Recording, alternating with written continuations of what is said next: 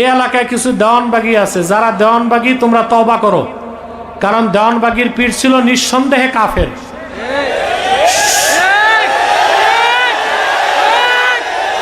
সে আল্লাহর কোরআনের অসংখ্য আয়াতকে অস্বীকার করেছিল। ফাআম্মা মান সাকুলাত মাওয়াজিনুহু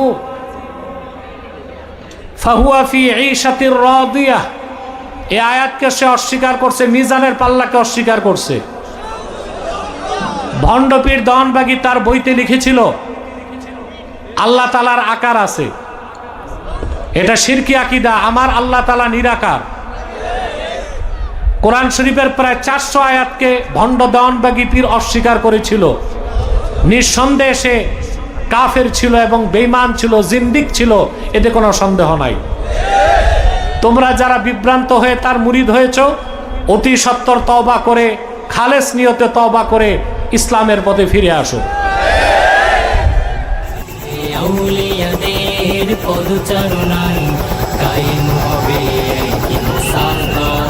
যাদের প্রচেষ্টায় গর্ব এবার ইমানি চেতনার দেহা, যাদের প্রচেষ্টায় গর্ব এবার ইমানি চেতনার দেহা।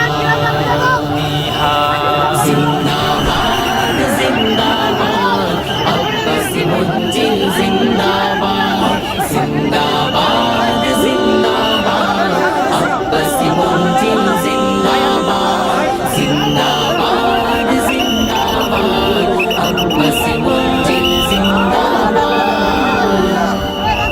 সিদ্দিক আহমদ জৌনপুরি, নিসার আহমদ জৌনপুরি, সিদ্দিক আহমদ জৌনপুরি, নিসার আহমদ জৌনপুরি। ভোলা যায় না তো তাদের স্মৃতি, ভোলা যায় না তো তাদের স্মৃতি, এই বাংলা যারা করেছে না বা। জিন্দাবাদ জিন্দাবাদ।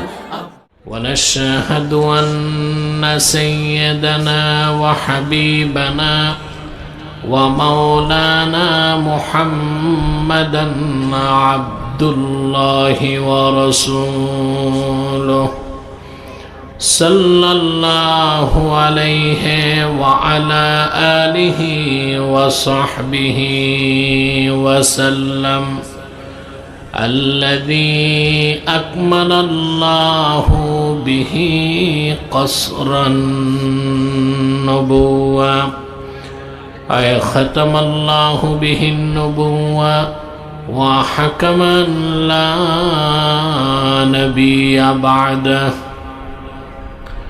وأعلن في القرآن بالبرهان أن محمدا صلى الله عليه وسلم خاتم النبيين والمرسلين، الذي أرسله بالحق بشيرا ونذيرا وداعيا إلى الله بإذنه وسراجا منيرا.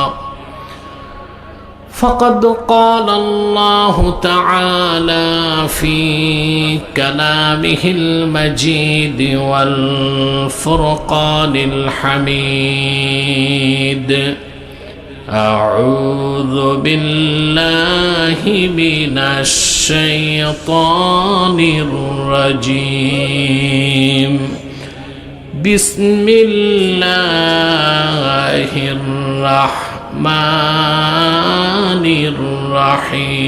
الرحيم. وأزلفت الجنة للمتقين غير بعيد، هذا ما توعدون لكل أواب حفيظ. من خشي الرحمن بالغيب وجاء بقلب منيب. صدق الله العظيم وصدق رسوله النبي الكريم ونحن على ذلك من الشاهدين والشاكرين والحمد لله رب العالمين إن الله وملائكته يصلون على النبي يا أيها الذين آمنوا صلوا عليه وسلموا تسليما اللهم صل على سيدنا مولانا محمد وعلى آله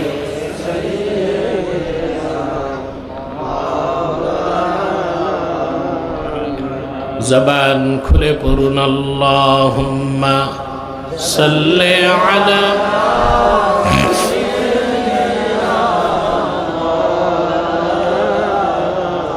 وعلى آل سيدنا مولانا محمد فهو الذي تم معناه وسورته ثم اصطفاه حبيبا بارئ النسم اللهم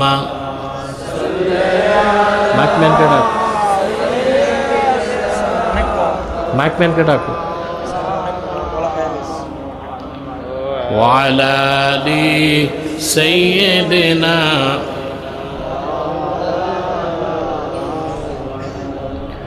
मदीना मदीना मोमिनों की गुनगुना है दीदारे मदीना आशिकों की तमन्ना है अल्लाहुम्मा পিছনে হরেন চলবে সাউন্ডটা যেন খুলে দেয় ধরে না রাখে আর ডবল না হয় বাম পাশের হরেনের আওয়াজ কানে আসে ওটা ঘুরায় দেয়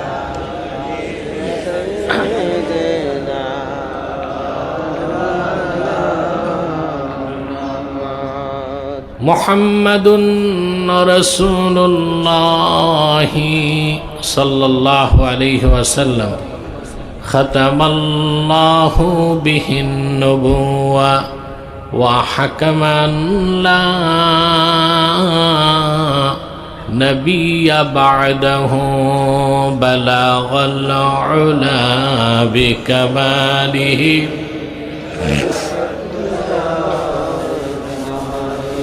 حسنت جميع خصاله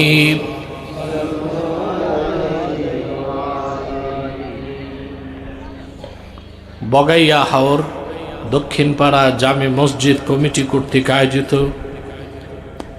আজকের বার্ষিক ইসলামী মহাসম্মেলনের সম্মানিত সভাপতি জনাব আলহাজ আবুল কালাম আজাদ, সাবেক চেয়ারম্যান রুস্তমপুর ইউনিয়ন পরিষদ, হাজারাত উলামায়ে কেরাম, তুলাবায়ে এজাম, দুপুরবেলা দিনের বেলা কেউ খেয়ে আর কেউ না খেয়ে আজকের এই মহতি মাহফিলে যারা উপস্থিত হয়েছেন, স্বেচ্ছায় সানন্দে স্বতঃস্ফূর্তভাবে মনের আনন্দে আওয়াজ যেটা ফিরে আসে কানে ওটা ঘুরাও। যারা এখানে এসেছেন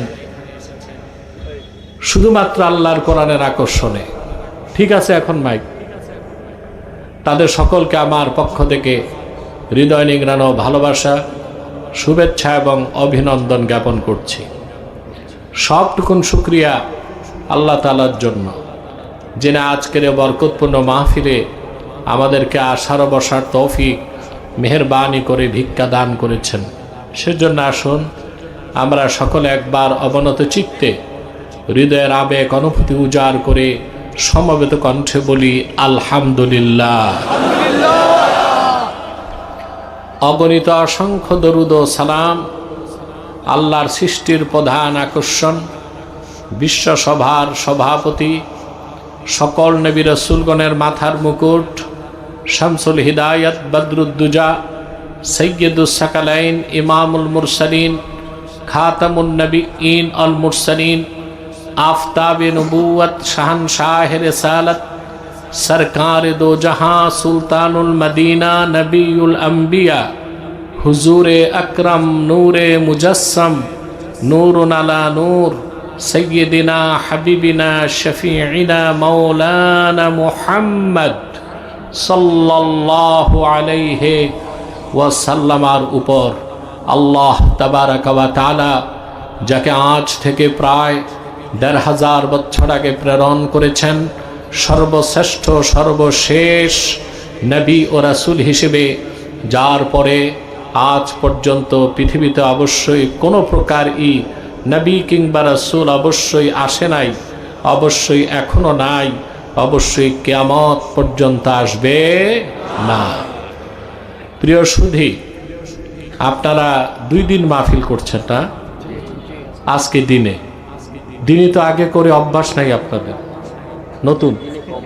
হ্যাঁ, আমি সিলেটে দিনে আসি 14 সাল থেকে, বিভিন্ন জায়গায় গোয়াইনঘাট আসছি দিনে, প্রথম জাফলং আসছিলাম দিনে। হ্যাঁ, আমার মেজো ভাই মুফতি মাওলানা এহসানুল্লাহ আব্বাসী সাহেব এসেছেন এই মাহফিলে রাতে, দীর্ঘক্ষণ বক্তব্য শুনেছেন। আমার স্নেহধন্য মাওলানা মুফতি শহীদুল্লাহ বাহাদুর আপনাদেরকে বক্তব্য শুনিয়েছেন, আলহামদুলিল্লাহ। গতকালকে অনেক আলোচক বক্তব্য রেখেছেন, আজকেও বক্তব্য শুনেছেন। আল্লাহ তাআলা প্রত্যেকের কোরআন সুন্নাহ ভিত্তিক কথাগুলো আমল করার তৌফিক দান করুন। আমি নির্ধারিত সময় থেকে আগেই পৌঁছেছি আপনাদের এলাকায়। আমি বিশ্বাস রাখি এতে আপনারা আনন্দিত। আগে এসেছি যারা একটু বেশি সময় দেয়া যায়। প্রিয় বন্ধুগণ, আজকে সূরা কফ থেকে 3টি আয়াত তেলাওয়াত করেছি, 31, 32 এবং 33। এই 3টি আয়াতকে কেন্দ্র করে কিছু কথা শুনবো ইনশাআল্লাহ। আলোচনার প্রারম্ভে একটি কথা বলতেই হয়, আমরা যারা এখানে এসেছি পার্থিব জাগতিক সামাজিক রাজনৈতিক কোনো স্বার্থ আছে? আমরা এসেছি আল্লাহ তার হাবিবের রেজামন্দি হাসিল করতে। ঠিকটা তো ঠিক মতো বললা না? আর আল্লাহর কোরআন থেকে জ্ঞান অর্জন করতে। এ মাহফিলে বের হয়েছেন ইলমে দ্বীন শিখতে, প্রতিটা কদম ফেলেছেন 10টি করে নেকি পেয়েছেন। বিগত জীবনে সগীরা গুনাহগুলো মাফ হয়ে গেছে। একটু পর আমি আপনাদেরকে নিয়ে 2 দিনের বিদায়ী মোনাজাত করব না ইনশাআল্লাহ? এককভাবে না, সম্মিলিতভাবে। এককভাবে দোয়া কবুল হতেও পারে, নাও হতে পারে, কিন্তু রাসূলুল্লাহর উম্মতের সম্মিলিত দোয়া আল্লাহ ফেরত দেন না। মুআজ্জাম তাবারানির হাদিস, রাসূলুল্লাহ সাল্লাল্লাহু আলাইহি ওয়াসাল্লাম ইরশাদ করেছেন, মা রাফা কওমুন আকুফাহুম ইলাল্লাহি তাআলা ইয়াসআলুনাহু শাইআন ইল্লা কানা হাক্কান আলাল্লাহি আন ইয়াদা ফি আইদিহিম আল্লাযী সালুহ। আল্লাহর হাবিব ইরশাদ করেছেন, আমার উম্মতের কোন একটি দল যদি আল্লাহর কাছে দোয়াতে হাত তুলে সম্মিলিতভাবে আল্লাহর কাছে কিছু চায়, আল্লাহর উপর হক হয়ে যায়, তারা যা চায় আল্লাহ তাদের হাতে তা দিয়ে দেয়। সুবহানাল্লাহ। তাহলে একটু পর মুনাজাত যখন করব, তওবাও কবুল হবে, গুনাহ মাফ হবে। এতে আমরা খুশি? বেজার শুধু শয়তান। বেজার কে? শয়তান ওয়াসওয়াসা দিবে বিভিন্নভাবে, মুনাজাতের আগে উঠাবার চেষ্টা করবে। আমরা শয়তানকে সুযোগ দিব? নেক নিয়ত করে শয়তানের নাপাক গালে একটা চপেটাঘাত করব? আমরা নিয়ত করছি কিছুক্ষণ পরে আজকের মুনাজাত করে গুনাহ মাফ করে নিষ্পাপ বেহেশতি আল্লাহওয়ালা হয়ে বাড়ি যেতে চাই। কারা কারা হাত তুলে আল্লাহকে দেখান। আল্লাহ কবুল করুক, আল্লাহ মঞ্জুর করুক, বলুন আল্লাহুম্মা আমিন। আমি দেখতে পাচ্ছি প্যান্ডেলে জায়গা হচ্ছে না, এখন তো আর করার কিছু নাই। চারপাশে বন্ধু যারা দাঁড়িয়ে আছেন, আল্লাহর রাস্তে বসে যান, ওখানে মাঠে বসে যান, চেষ্টা করুন, বসে যান। প্রিয় বন্ধুগণ, আসুন তিলাওয়াতের মাধ্যমে আমরা আলোচনায় প্রবেশ করি। পড়ুন, আউযু বিল্লাহি মিনাশ শাইতানির রাজীম, বিসমিল্লাহির রাহমানির রাহিম। وأزلفت الجنة للمتقين غير بعيد هذا ما توعدون لكل أواب حفيظ من خشي الرحمن بالغيب وجاء بقلب منيب। কথা নাই, চুপ, কোনো শব্দ হবে না। প্রিয় ভাইরা, আমার দিকে তাকান। আল্লাহ তাআলা বলেন, ওয়া উজলিফাতিল জান্নাতু লিল মুত্তাকিনা গায়রা বাঈদ, আয় কুররিবাতিল জান্নাতু ইয়াওমাল কিয়ামাতি লিল মুত্তাকিনা গায়রা বাঈদ।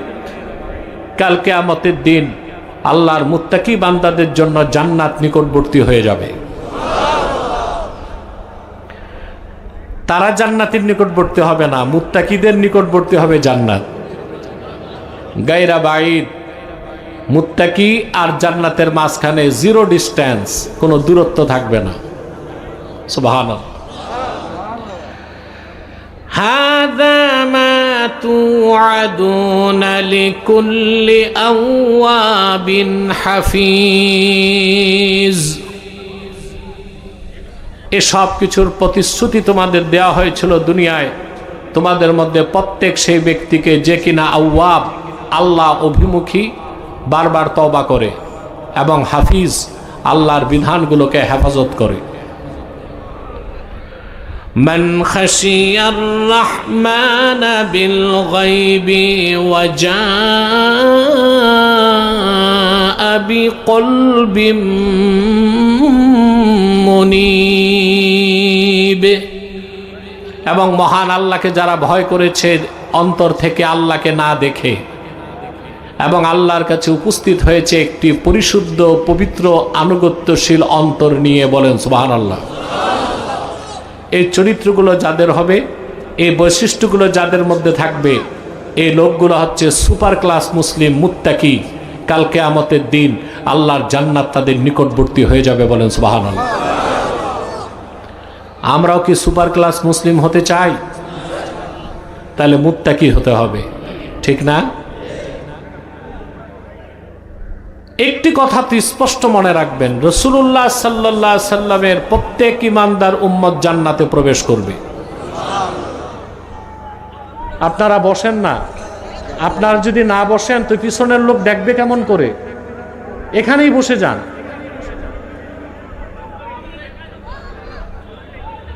বই যাও, বই যাও, বক্কা বক্কা।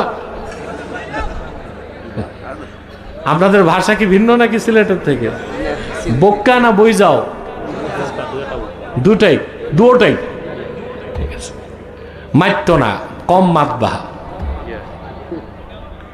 প্রিয় ভাইরা, রাসূলুল্লাহ সাল্লাল্লাহু আলাইহি ওয়াসাল্লামের প্রত্যেক উম্মত আল্লাহর জান্নাতে প্রবেশ করবে,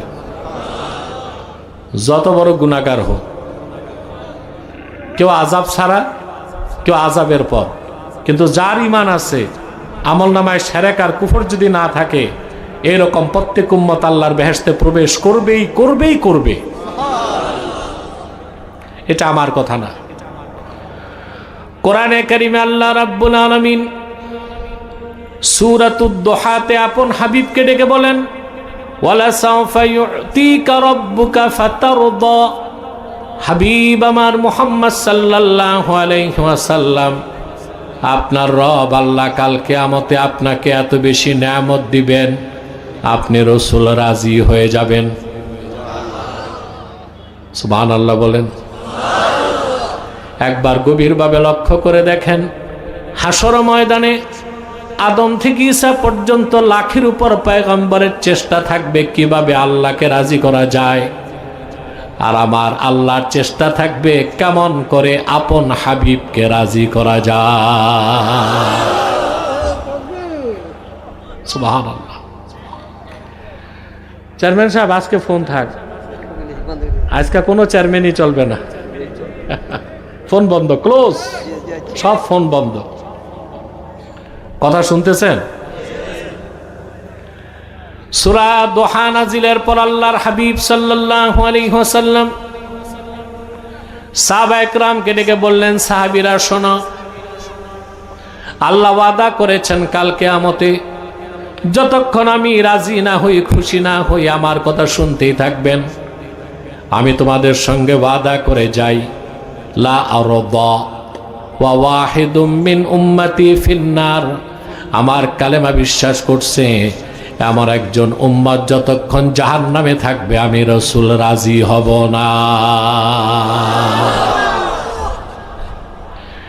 আমার প্রত্যেকটি উম্মত যখন জান্নাতে প্রবেশ করবে আমি তখন আল্লাহকে ডাক দিয়ে বলবো, ইয়া রব রাজিতু, আয় আল্লাহ আমি রাজি হয়ে গেলাম, তোমার সাত জাহান্নামের কোথাও আমার দিনের কালেমা বিশ্বাস করেছে এমন একজন উম্মত বাকি নাই। কথাটা যদি বলি অতিরঞ্জিত হবে না। আল্লাহ তো জান্নাত সৃষ্টি করছেন তার হাবিবের উম্মতের জন্য, বাকিরা তো তাদের খাতিরেই বেহেশতে যাবে। সুবহানাল্লাহ। রাসূলুল্লাহর উম্মত বেহেশতে প্রবেশ করার আগ পর্যন্ত আদম থেকে ঈসা পর্যন্ত লক্ষাধিক পয়গম্বরের উম্মতদের জান্নাতে প্রবেশ হারাম থাকবে, নিষিদ্ধ থাকবে। রাসূলুল্লাহর উম্মত আগে ঢুকবে। কথাটা আমার না, আমি আপনাদেরকে কোরআন শরীফ থেকে প্রমাণ দিচ্ছি। আপনারা জানেন এই পৃথিবীর ইতিহাসে সবচেয়ে আশ্চর্য ঘটনা ঘটেছে ১৫০০ বছর আগে রজব মাসের ২৭ তারিখ দিবাগত রাতে নূর নবীজি মুহাম্মদ সাল্লাল্লাহু আলাইহি ওয়াসাল্লাম ধুলক বুলক ছাড়িয়ে সাত আকাশ পেরিয়ে আরশুল্লাহিল আজিমে যে আল্লাহ সাক্ষাৎ লাভ করছে। বিশ্বাস করেন? রাসূলুল্লাহর মেরাজ এবং ইসরা যারা অস্বীকার করবে তারা কাফের। কেন? কারণ ইসরাটাও কোরআন দিয়ে প্রমাণিত, মেরাজটাও কোরআন দিয়ে প্রমাণিত। পাশাপাশি ইবনু হাজার বলেছেন, ইন্নাল আখবার বিমিরাজিন নবী সাল্লাল্লাহু আলাইহি ওয়াসাল্লাম قد بلغ حد التواتر। রাসূলুল্লাহ সাল্লাল্লাহু আলাইহি ওয়াসাল্লামের মেরাজের হাদিসগুলো মুতাওয়াতিরের দরজা লাভ করছে। মুতাওয়াতির হাদিস অস্বীকারী কি? কাফের। জোরে বলেন কি? কাফের। কথা শুনতেছেন? কথা বুঝতেছেন? মুতাওয়াতির হাদিস অস্বীকারী কি? কাফের কিনা? কোরআন অস্বীকারী কি? মুতাওয়াতির হাদিস অস্বীকারী কি?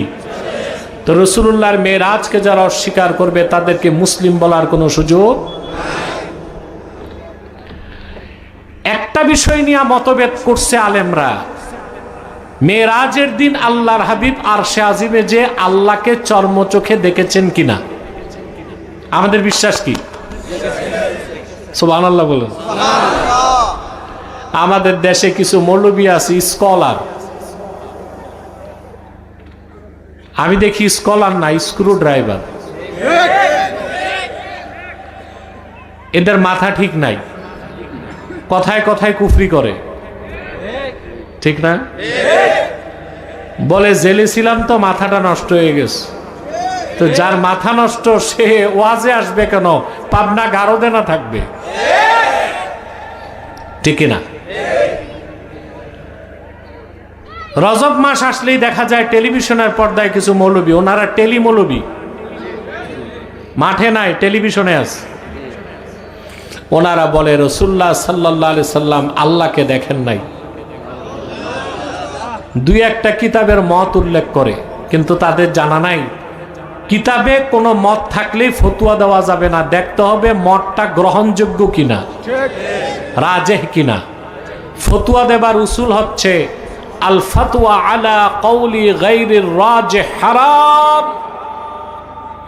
অগ্রহণযোগ্য মত কিতাবে থাকলেও তাতে ফতোয়া দেওয়া হারাম। ফতোয়া হবে রাজেহ কওল, গ্রহণযোগ্য মতে। বলেন সুবহানাল্লাহ। হানাফি মাযহাবের মুখপত্র আল্লামা মোল্লা আলী কারি রাহমাতুল্লাহি আলাইহি তিনি ফতোয়া দিয়েছেন, ওয়াল হাসিলু আন্নার রাজিহা আন্না মুহাম্মাদান সাল্লাল্লাহু আলাইহি ওয়াসাল্লাম রাআ রাব্বাহু বিআইনাই রাসিহি রাআ রাব্বাহু লাইলাতাল মি'রাজ বিআইনাই রাসিহি। মোল্লা আলী কারি লেখেন, সবচেয়ে গ্রহণযোগ্য মত তো এটাই, আল্লাহর আখিরি নবী মুহাম্মদ সাল্লাল্লাহু আলাইহি ওয়াসাল্লাম ১৫০০ বছর আগে ধুলক বুলক ছাড়িয়ে ৭ আকাশ পেরিয়ে সিদরাতুল মুনতাহার উপরে আল্লাহর আরশে আজিমে যে মুহাম্মদ সাল্লাল্লাহু আলাইহি ওয়াসাল্লাম ওনার কপালের ২ চক্ষু দিয়ে মহান আল্লাহ রাব্বুল আলামিনকে দেখেছেন। তারপর আল্লাহ সরাসরি তার হাবিবের সাথে কথা বলছেন। সেখানে জিবরিল ছিল না। সুবহানাল্লাহ বলবেন। পিছনে কথা বন্ধ করুন। সেখানে জিবরিলও, আল্লাহ রাব্বুল আলামিন বলেন, সুম্মা দানা ফাতাদাল্লা ফাকানা ক্বাবা কাউসাইনি আও আদনা فكان قاب قوسين أو أدنى فأوحى إلى عبده ما أوحى। আল্লাহ পাক বলেন, আল্লাহর হাবিব মুহাম্মদ সাল্লাল্লাহু আলাইহি ওয়াসাল্লাম মেরাজের রাতে যখন আরশে আজিমে গেলেন, আল্লাহর নূরের ঝালওয়া রাসূলুল্লাহর কাছে চলে এসেছে, আরো বেশি কাছে চলে এসেছে। আল্লাহ বলেন, আল্লাহ এবং তার হাবিবের মধ্যে দূরত্ব ছিল কাবা কাউসাইন, মাত্র 1 হাত। আরো জোরে সুবহানাল্লাহ। ফাআওহা ইলা আবদিহি মা আওহা। অতঃপর আল্লাহ তার বান্দা মুহাম্মদ সাল্লাল্লাহু আলাইহি ওয়াসাল্লামের নিকট যা ওয়াহি করার তা ওয়াহি করলেন। এখন প্রশ্ন হচ্ছে, জিবরিলের মাধ্যমে যা আল্লাহ ওয়াহি করলেন সেটা তো 30 পারা কোরআন। আরশে আজিমে আল্লাহ তার হাবিবকে কি বলেছেন তা জানতে মন চায় নাকি? এটা একটা রহস্য না? পৃথিবীর প্রসিদ্ধ সবগুলো তাফসিরের মধ্যে এসেছে। আমি বিখ্যাত 4টা তাফসিরের নাম বলছি: তাফসিরে নাসাফি, তাফসির ইবনে কাসির, তাফসিরে কুরতুবী, তাফসির মাফাতিহুল গায়েব। 4টা তাফসিরে কথাটা এসেছে। আল্লাহ আরশে আজিমে আপন হাবিবকে ডেকে বললেন, ইন্নাল জান্নাতা মুহাররামাতুন আলাল আম্বিয়া হাত্তা তাদখুলাহা ইয়া মুহাম্মদ সাল্লাল্লাহু আলাইহি ওয়াসাল্লাম ওয়া আলাল উমামি হাত্তা তাদখুলাহা উম্মাতুক। প্রিয় হাবিব মুহাম্মদ সাল্লাল্লাহু আলাইহি ওয়াসাল্লাম, যতক্ষণ আপনি আমার জান্নাতে প্রবেশ না করবেন, সমস্ত নবীদের জন্য আমার জান্নাতে প্রবেশ নিষিদ্ধ থাকবে। আর আপনার উম্মতে মুহাম্মাদি যতক্ষণ জান্নাতে প্রবেশ না করবে, আদম থেকে ঈসা পর্যন্ত সমস্ত নবীদের উম্মতদের জন্য জান্নাতে প্রবেশ নিষিদ্ধ থাকবে। জান্নাত তো আল্লাহ তৈরি করেছেন তার হাবিবের উম্মতের জন্য। সবাই জান্নাতে যাবে যদি ঈমান নিয়ে মরতে পারে। ঈমান নিয়ে পার্থক্য হচ্ছে, যারা ঈমানদার এবং সৎকর্মশীল মুত্তাকি তারা বিনা আযাবে জান্নাতে যাবে।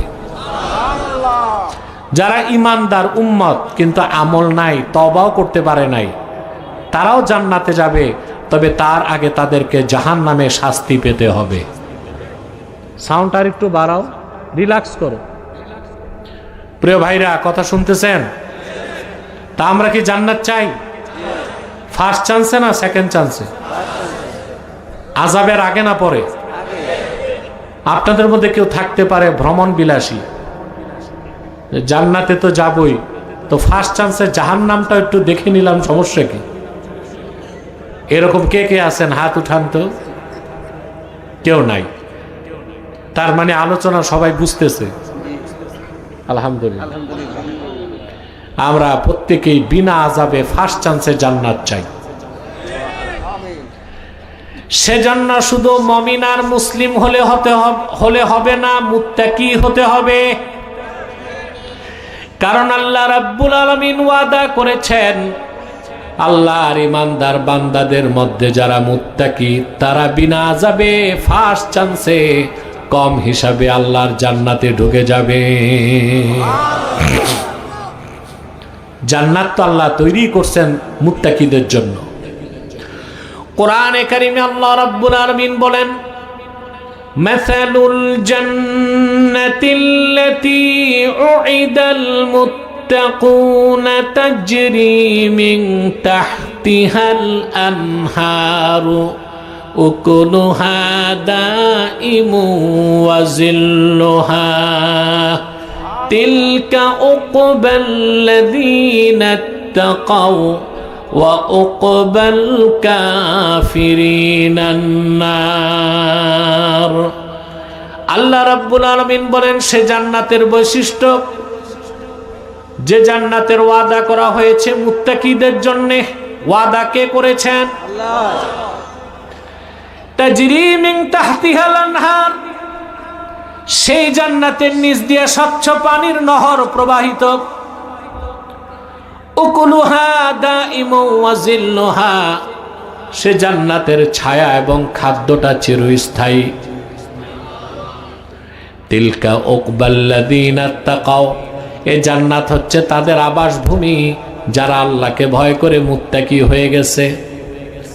ওয়া উকবাল কাফিরিনান নার, আর অবিশ্বাসী কাফেরদের আবাসস্থল হচ্ছে জাহান্নাম। বলেন নাউজুবিল্লাহ। কোরআন কারীমের অন্যত্র আল্লাহ রাব্বুল আলামিন বলেন, ওয়াসারিউ ইলা মাগফিরাতিম মির রাব্বিকুম ওয়া জান্নাতিন আরদুহাস সামাওয়াতু ওয়াল আরদু উইদ্দাত লিল মুত্তাকিন। আল্লাহ রাব্বুল আলামিন বলেন, পেয়ারা বান্দারা, তোমরা তোমাদের রবের জান্নাত এবং মাগফিরাতের দিকে দৌড়াও। কে দৌড়াইতে বলছেন? আল্লাহ বলছেন। কোন দিকে? জান্নাতের দিকে, মাগফিরাতের দিকে, জান্নাতের দিকে। আমরাও দৌড়াই নেতার পিছনে, আমরাও দৌড়াই রিলিফের পিছনে, আমরাও দৌড়াই ব্যবসা চাকরির পিছনে। আল্লাহ বলেছেন দৌড়াও আল্লাহর জান্নাতের দিকে, মাগফিরাতের দিকে। বলেন সুবহানাল্লাহ। সেই জান্নাত যে জান্নাতের প্রশস্ততা আকাশ ও জমিনের প্রশস্ততার সমান।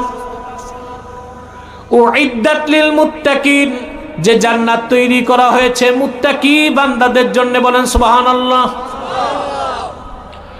কোরআন কারীমের অন্যত্র আল্লাহ রাব্বুল আলামিন বলেন, কুল আউনাব্বিউকুম বিখাইরিম মিন যালিকুম লিল্লাযীনা ইত্তাকাউ ইনদা রাব্বিহিম জান্নাতুন তাজরি মিন তাহতিহাল আনহারু খালিদিনা ফিহা ওয়া আজওয়াজুম মুতাহহারাতুন ওয়া রিদওয়ানুম মিনাল্লাহ ওয়াল্লাহু বাসীরুম বিল ইবাদ।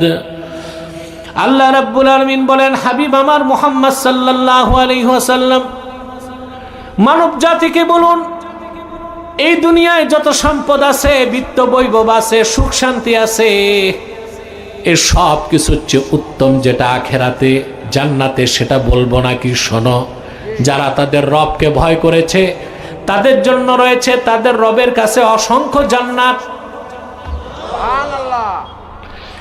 যেই জান্নাত সমূহের নিচ দিয়ে স্বচ্ছ নহর প্রবাহিত, সেখানে তারা অনন্তকাল বসবাস করবে। সে জান্নাতে তাদের জন্য রয়েছে অনেক পবিত্র স্ত্রী। বলেন সুবহানাল্লাহ। কি থাকবে? স্ত্রী। একটা দুইটা না, অনেকগুলো পবিত্র স্ত্রী প্রত্যেকে পাবে। বিয়ের কথায় খুব খুশি, স্ত্রীর কথায়। দুনিয়াতে কয়টা? সর্বোচ্চ কয়টা? জোরে। সবার জন্য 4টা। আমাদের দেশে কিছু মৌলবী সাহেব প্রচার করে, আওয়াজটা ডবল হচ্ছে কেন? প্রতিধ্বনি হয় কেন? স্পিকারগুলো চালাও, প্রতিধ্বনি কমাও, পিছনে হরেনে আওয়াজ দাও। কষ্ট হচ্ছে আপনাদের না? শুনতেছেন? মনোযোগ আছে? প্রিয় ভাইরা, বিনা কারণে একটা মানুষ উঠার চেষ্টা করবেন না, এতে আপনি গুরুত্বপূর্ণ নসিহা থেকে বঞ্চিত হয়ে যাবেন। আমরা ধীরে ধীরে সামনে বাড়তেছি, হঠাৎ দেখবেন এক সময় টাইম হয়ে গেছে, মুনাজাত করে দিছি। আমরা মুনাজাত করে গুনাহ মাফ করে আজকে বাড়ি যাব ইনশাআল্লাহ। অনেকে ওয়াজ করে 4 বিয়ে করা সুন্নত, এটা কোনো কিতাবে নাই। 4 বিয়ে করা জায়েজ, সুন্নত না। তবে 4 বিয়ে তখনই করা যাবে যখন ইনসাফ করতে পারবেন। কি করতে পারবেন? আল্লাহ রাব্বুল আলামিন বলেন, ফানকিহু মা তাবা লাকুম মিনান নিসাই মাসনা ওয়া সুলাসা ওয়া রুবা' ওয়া ইন খিফতুম আল্লা তা'দিলু ফাওয়াহিদা। তোমরা তোমাদের পছন্দের মেয়েদেরকে বিয়ে করো, 2টা, 3টা, 4টা। যদি ইনসাফ করতে না পারো, ইনসাফ করতে পারবা না, ভয় থাকে, তাইলে 1টা। কয়টা? এখন ইনসাফ করতে পারবেন আপনি? পারেন? বাঙালি পারে? কেমন ইনসাফ? সুবহানাল্লাহ। যার 2 স্ত্রী, তাকে একটা সপ্তাহকে 2 ভাগ করতে হবে। 3.5 দিন এক স্ত্রীর কাছে, 3.5 দিন আরেক স্ত্রীর কাছে। একটা তরমুজ কিনলে 2 ভাগ করে পাল্লায় ওজন দিয়ে 2 স্ত্রীকে দিতে হবে। ইনসাফ করেন আপনারা? জোরে বলেন। আল্লাহ বলছেন তোমরা তোমাদের পছন্দের মেয়েদেরকে বিয়ে করো, এটাও বলে দিয়েছেন পছন্দের মেয়ে। তাহলে বোঝা যায় বিয়ে করার আগে ছেলে মেয়েকে দেখবে, মেয়ে ছেলেকে। পর্দা এত কঠিন, কিন্তু এই ক্ষেত্রে ছাড় আছে। ছেলে মেয়েকে দেখবে, মেয়ে ছেলেকে। পছন্দ হলেই বিয়ে। বাবা মা জোর করে ছেলে মেয়েকে যদি অপছন্দের বিয়ে করায়, এটা বাবা মার উপর জুলুম হবে। যুবকরাই বলছে ঠিক, মুরব্বীরা বলে নাই। কথা বুঝতেছেন? ছেলে মেয়েকে দেখবে, মেয়ে ছেলেকে দেখবে। আপনাদের দেশে একটা কালচার খারাপ, মেয়ে দেখতে ছেলে যায় না, তার 14 গোষ্ঠী যায়। ছেলে দেখতে মেয়ে যায় না, মেয়ের 14 গোষ্ঠী যায়। আবার কিছু হিন্দুয়ানি সংস্কৃতি চালু করছেন, হলুদ, গায়ে হলুদ আছে শরীয়তে। গায়ে হলুদের অনুষ্ঠান হয়, ডিজে পার্টি হয়, নাচানাচি হয়। মেয়ের শরীরে অন্য ছেলেরা হাত দেয় হলুদ দিতে, ছেলের শরীরে অন্য মেয়েরা হাত দেয় হলুদ দিতে। সম্পূর্ণ নাজায়েজ হিন্দুয়ানি সংস্কৃতি। করবেন? জোরে বলেন। গায়ে হলুদ অনুষ্ঠান করলে করা যাবে শরীয়ত সম্মতভাবে। মেয়েকে ছেলের পক্ষের কেউ দেখবে না, ছেলেকে মেয়ের পক্ষের কেউ দেখবে না। পর্দা রক্ষা করে অনুষ্ঠান হতে পারে, খাবার দাবার আনন্দ। সেখানে গান বাদ্য হবে না, ইসলামী সঙ্গীত সন্ধ্যা হতে পারে। ঠিক না? আল্লাহ বলেছেন বিয়ে 2টা, 3টা, 4টা। আর যদি ইনসাফ করার আশঙ্কা থাকে, জোরে। কিন্তু কাল কিয়ামতে জান্নাতে আল্লাহ রাব্বুল আলামিন এক একজন মুমিনকে কমসে কম 70 জন করে পবিত্র স্ত্রী দিবেন। কয়জন? 70 জন। স্ত্রীগুলো কি রকম? চির পবিত্রা। কত সুন্দর, তা তো ভাষায় বয়ান করার শব্দ আমার কাছে নাই। হাদিস সাক্ষ্য দেয়, জান্নাতের পবিত্র স্ত্রী কোন হুর যদি একবার আকাশের দরজা দিয়ে উকি দেয়, তার চেহারার জ্যোতি দুনিয়ার পূব থেকে পশ্চিম দিক আলোকিত করে দিবে। তারা চিরপবিত্রা, তাদের সৌন্দর্য বয়ান করে শেষ করা যাবে না। দুনিয়া আপনার স্ত্রী যত সুন্দরী হোক, যদি মিস ওয়ার্ল্ড হয়, বিশ্ব সুন্দরী, বয়স বাড়লে চামড়া কুচকে যায়। ঠিকটা ঠিক মতো কইলা না? সৌন্দর্যে ভাটা পড়ে। মহিলারা যখন বুড়ি হয়, মেকআপে আর কাজ হয়? সৌন্দর্য ধরে রাখা যায়? বলে না যায়? সৌন্দর্যে ভাটা পড়ে, চেহারার গ্ল্যামারাস কমে যায়। কিন্তু আল্লাহর জান্নাতে মুমিনদেরকে আল্লাহ যে পবিত্র স্ত্রী দিবেন, মুমিন তাদের রূপ উপভোগ করবে, চোখ ফিরায় আবার তাকাবে, সৌন্দর্য বেড়ে যাবে। যতবার চোখ ফিরাবে, যতবার তাকাবে, জান্নাতের স্ত্রীদের সৌন্দর্য বাড়তেই থাকবে। এখন একটা প্রশ্ন আসে না, জান্নাতে যে স্ত্রী পাবো তো সন্তানও থাকবে নাকি? প্রশ্ন আসে? দুনিয়াতে এমন লোক আছে না সন্তান নাই, বাচ্চা হয় না, ডাক্তারের কাছে দৌড়ায়, ডাক্তার পারে না, কবিরাজের কাছে যায়, কবিরাজও ভং সং আন্ডা দিয়া লাখ টাকা হাতায় নেয়। আপনারা কবিরাজদের কাছে যাবেন না, এরা ভংসং করে। আল্লাহ আল্লাহ বুজুর্গ লোক যদি তদবির দেয় শরীয়ত সম্মতভাবে, তাদের কাছে যাবেন। ঠিক না ভাই? দেখা যায় ইংল্যান্ড, সিঙ্গাপুর সব জায়গায় ট্রিটমেন্ট করছে, বাচ্চা হয় না। এই লোকটা বেহেশতে গেলে আক্ষেপ থাকবে কিনা? কথা বলে না। জান্নাত তো এমন জায়গার নাম যেখানে মুমিনের কোনো আক্ষেপ বাকি থাকবে না। জান্নাতে বান্দার যা মন চাইবে মুখে বলার দরকার হবে না। আব্দুল্লাহ বিন মাসউদ রাদিয়াল্লাহু তাআলা আনহুকে আল্লাহর হাবিব বলেছেন, ইন্নাকা লাতাশতাহিত তায়রা ফিল জান্নাহ ফায়াখিররা বাইনা ইয়াদাইকা মাশউইয়া। আব্দুল্লাহ বিন মাসউদ, তুমি আল্লাহর জান্নাতে পাখি দেখে যদি খেতে মন চায়, তোমার মুখে বলার দরকার হবে না। জান্নাতের উড়ন্ত পাখি ভুনা হয়ে তোমার কাছে চলে আসবে। জান্নাত এমন জায়গার নাম যেখানে কোনো আক্ষেপ, জোরে মাতো না, কোনো আক্ষেপ থাকবে না। এখন দুনিয়াতে যার বাচ্চা কাচ্চা নাই, ওর একটা আক্ষেপ থাকবে না? এখন আপনাদের প্রশ্নটা কোনোদিন মনে আসে নাই যে বেহেশতে স্ত্রী থাকবে, বাচ্চাও হবে কিনা? উত্তর কি? লাগবে না? সুনান তিরমিজি, সুনান ইবনে মাজা এবং আহমদ বিন হাম্বল তার মুসনাদ, তিনোটা হাদিসের কিতাবে এসেছে, রাসূলুল্লাহ সাল্লাল্লাহু আলাইহি ওয়াসাল্লাম বলেছেন, জান্নাতে কোনো মুমিন যদি সন্তান চায়, আল্লাহ তার আশা পূরণ করবেন। তবে সিস্টেম ভিন্ন থাকবে।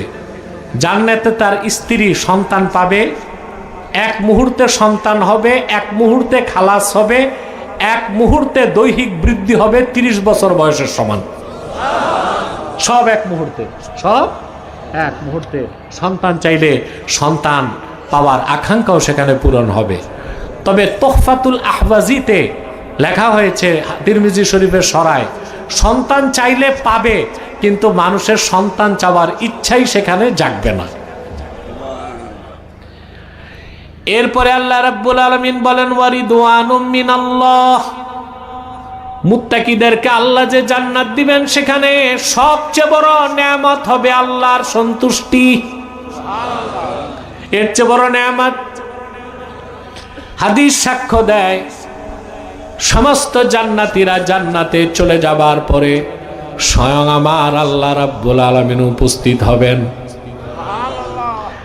আল্লাহকে দেখে লক্ষ লক্ষ বছর পার হয়ে যাবে বেহুশ অবস্থায়। হুশ যখন ফিরবে আল্লাহ বলবেন, বান্দারা প্রত্যেক জুমুয়ার দিন আমি তোমাদের সাক্ষাৎ দিব, তোমরা আমার উপর রাজি আছো নাকি? মুমিনরা বলবে, রাব্বুল আলামিন যা চেয়েছি তা পেয়েছি, যা চাই নাই তাও দিয়েছ, তোমার হাবিবের উম্মত হবার কারণে গোটা সৃষ্টি জগতে তুমি মর্যাদা বাড়ায় দিছো, আমরা রাজি আছি। আল্লাহ বলবেন, রে বান্দারা সবচেয়ে বড় খুশির খবর নিয়ে নাও, আমি আল্লাহ তোমাদের উপর রাজি হয়ে গেলাম, আর কোনোদিন নারাজ হব না। এটা হলো রিদওয়ানুম মিনাল্লাহ।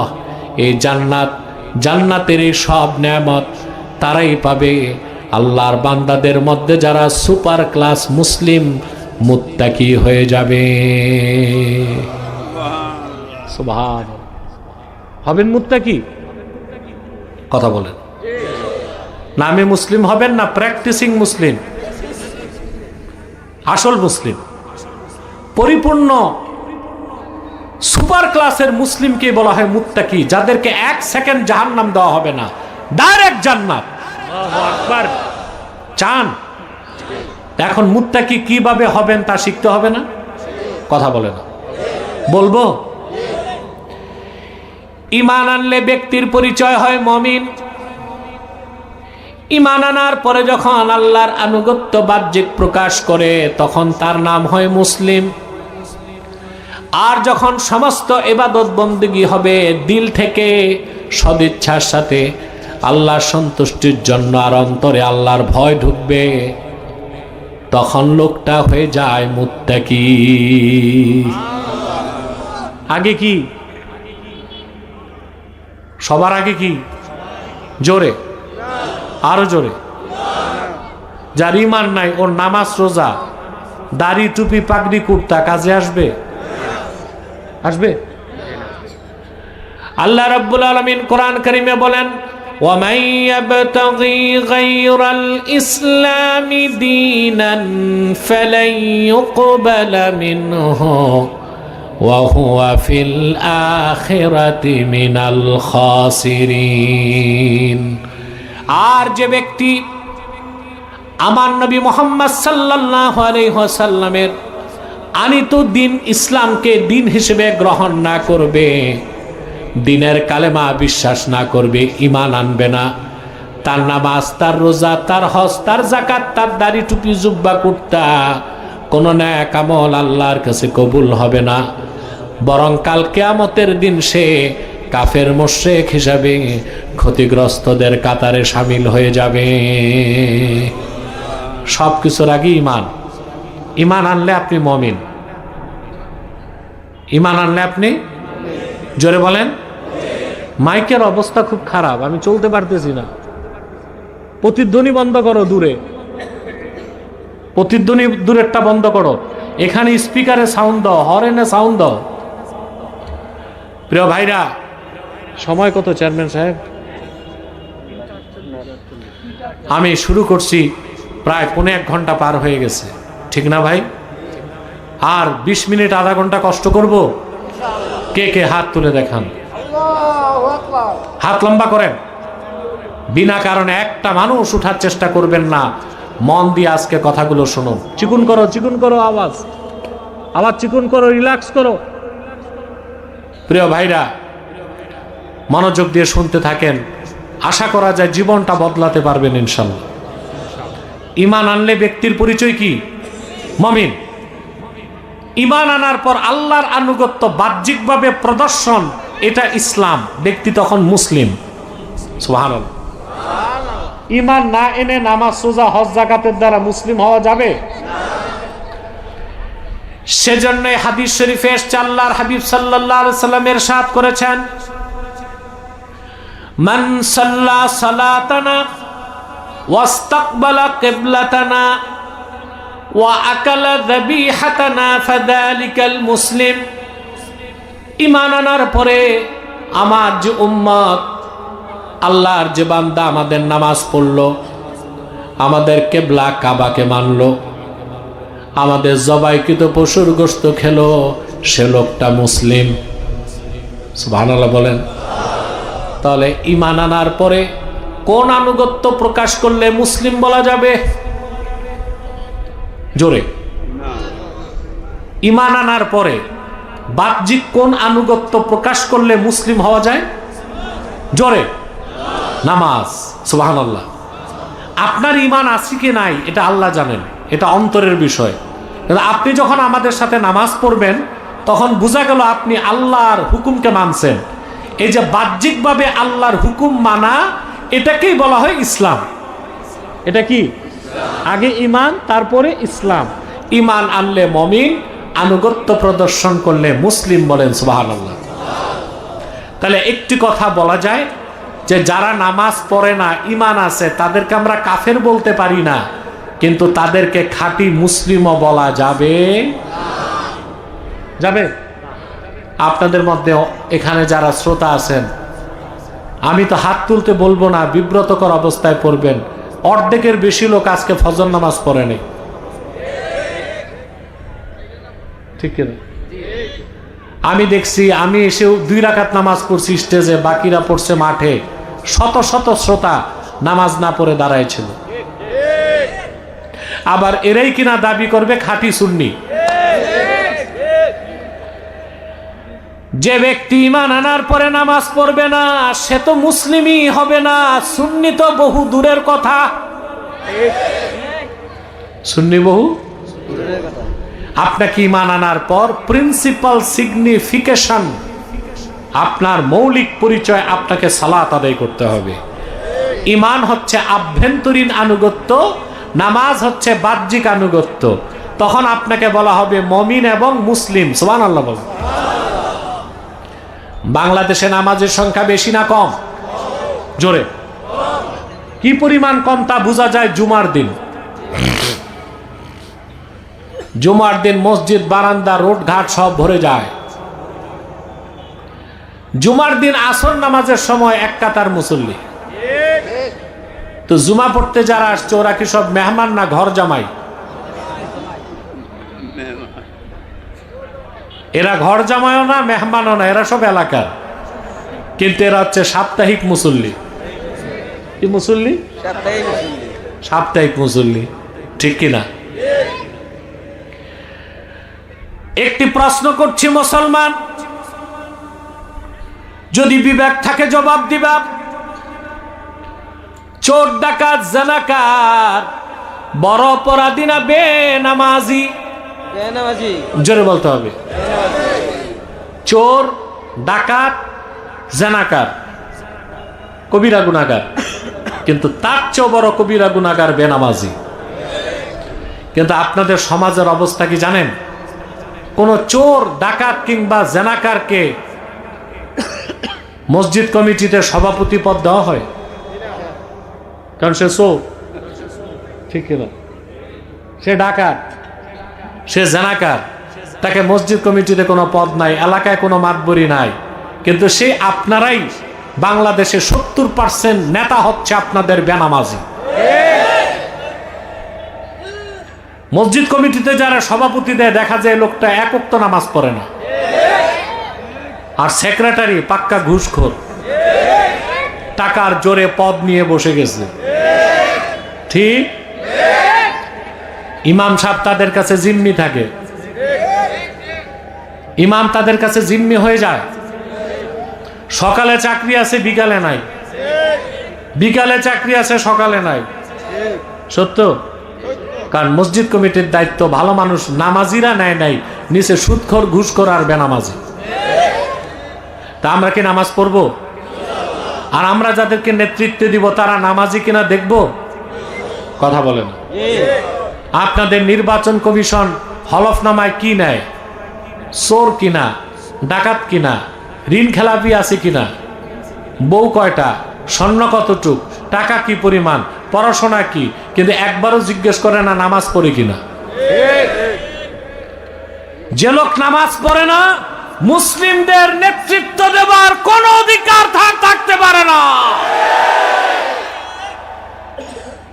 অন্তত নেতাদেরকে দেখবেন নামাজ পড়ে কিনা। নামাজ পড়লে বুঝবেন কিছুটা হলো আল্লাহর ভয় তার অন্তরে আছে, ঠিক কিনা? এভাবে আমরা নেতা বাছাই করতে পারবো ইনশাল্লাহ। প্রত্যেক দলেই নামাজি আছে, আমি কোন একটা দলকে বলছি না। প্রত্যেক দলে বাংলাদেশে কিছু ভালো মানুষ আছে, নামাজি আছে।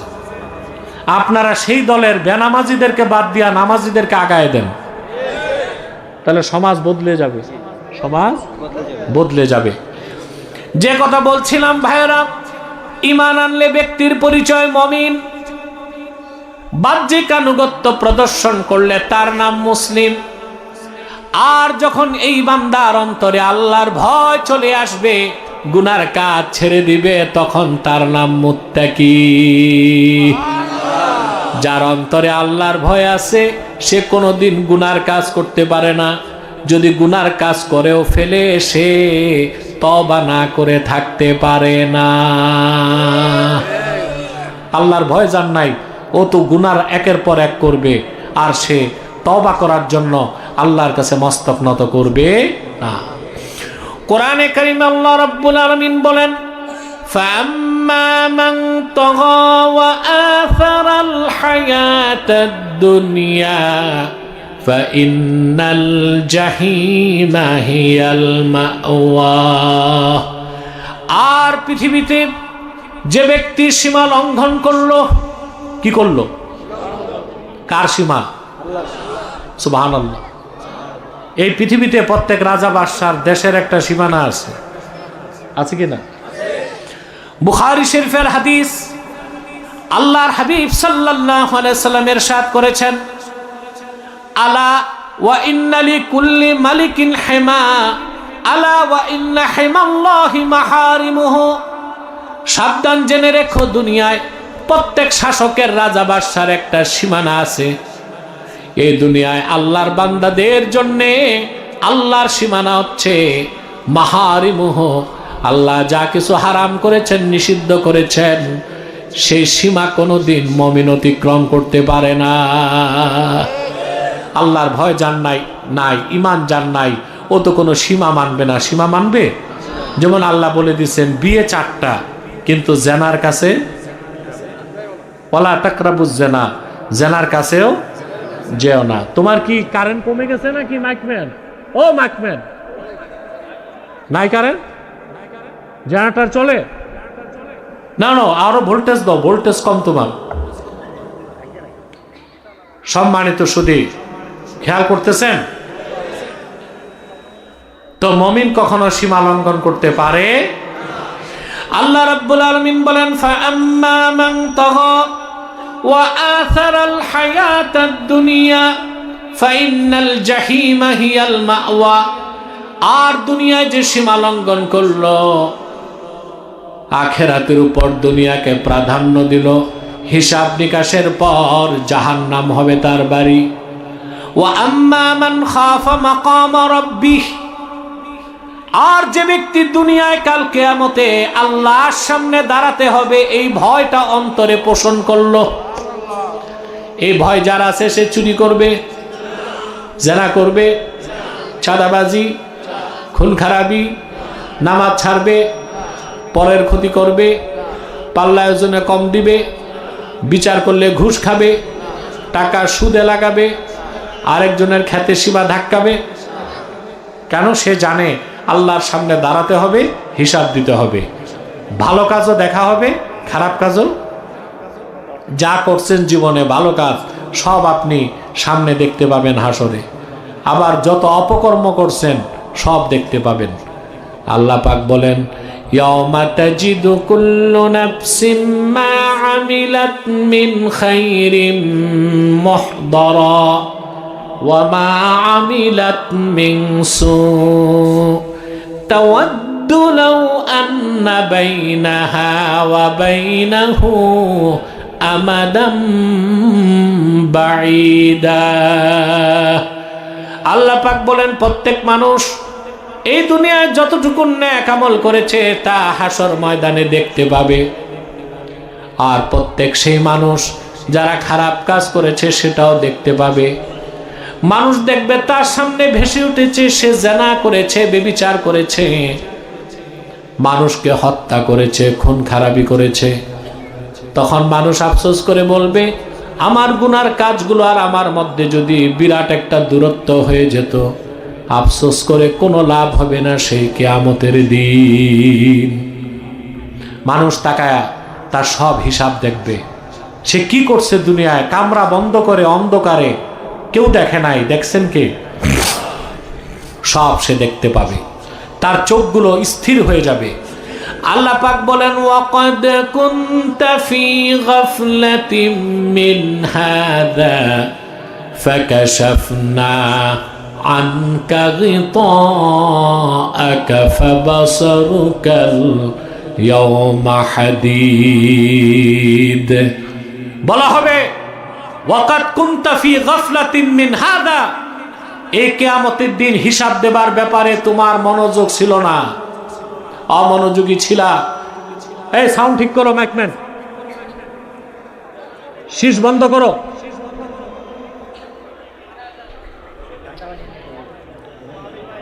কোনো উঠাউঠি নাই, নীরবে একদম চুপচাপ বসে থাকুন। বরং যারা দাঁড়িয়ে আছেন বসার চেষ্টা করুন যদি সম্ভব হয়। বলা হবে, তুমি এই কিয়ামতের দিনকে ভুলেছিলা,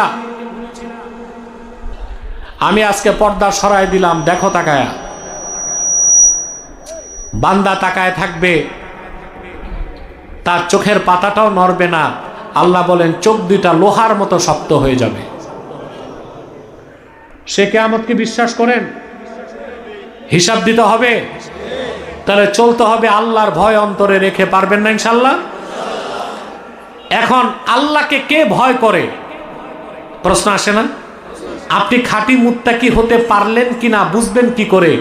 যখন দেখবেন আপনার মধ্যে দুইটা বৈশিষ্ট্য পাওয়া যাবে। কয়টা? আল্লাহ পাক বলেন, হাযা মা তুআদুনা লিকুল্লি আওয়াবিন হাফিজ। এসব প্রতিশ্রুতি দেওয়া হয়েছে তোমাদেরকে দুনিয়ায় প্রত্যেক সেই ব্যক্তিকে যে কিনা আওয়াবিন হাফিজ। সুবহানাল্লাহ। অর্থাৎ আল্লাহ অভিমুখী। আওয়াব মানে যে বারবার তওবা করে, ক্ষমা চায়। বারবার কার কাছে? আল্লাহর কাছে। আমরা মনে করি শুধু গুনাহ করলেই ক্ষমা চাইতে হয়। যারা আল্লাহর বুজুর্গ বান্দা, আল্লাহর মারিফত যাদের অন্তরে আছে, তারা গুনাহ করলেই ক্ষমা চায় না। তারা উঠতে বসতে, চলতে ফিরতে, নামাজে, রোজায়, হজে, যাকাতে সর্বাবস্থায় আল্লাহর কাছে আত্মসমর্পণ করে, তওবা করে ক্ষমা চায়। আমরা মনে করি গুনাহ করলেই ক্ষমা চাইতে হয়, নাকি? না, গুনাহ করলে ক্ষমা চায় গুনাহগার। আর আল্লাহর নৈকট্যপ্রাপ্ত বান্দা যারা, তারা গুনাহ করলে ক্ষমা চায় না, নেক কাজ করলেও ক্ষমা চায়। সুবহানাল্লাহ। এই জিনিসটা খুব তরিকত তাসাউফের খুব সূক্ষ্ম বিষয়। এটা না বুঝলে আমি বুঝাতে পারবো না, আল্লাহ যদি বুঝ না দেয়। শুধু মাইক ঠিক করবান, আমি ছেড়ে দিব।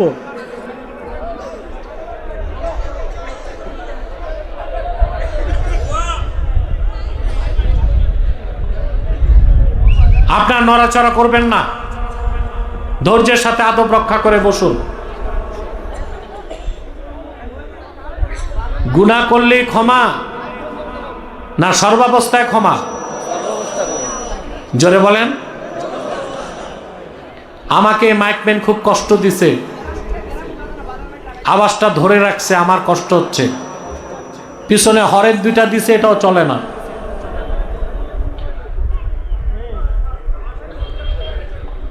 সম্মানিত শুধু এখন তো আওয়াজ বাড়ছে, তো ধমকের আগে আওয়াজ কই ছিল? ওরে মাইকের বিল দেবার আগে হিসাব করে নেবেন।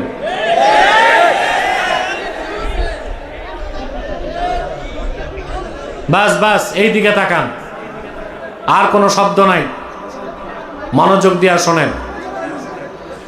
পিছনে আওয়াজ বন্ধ করো।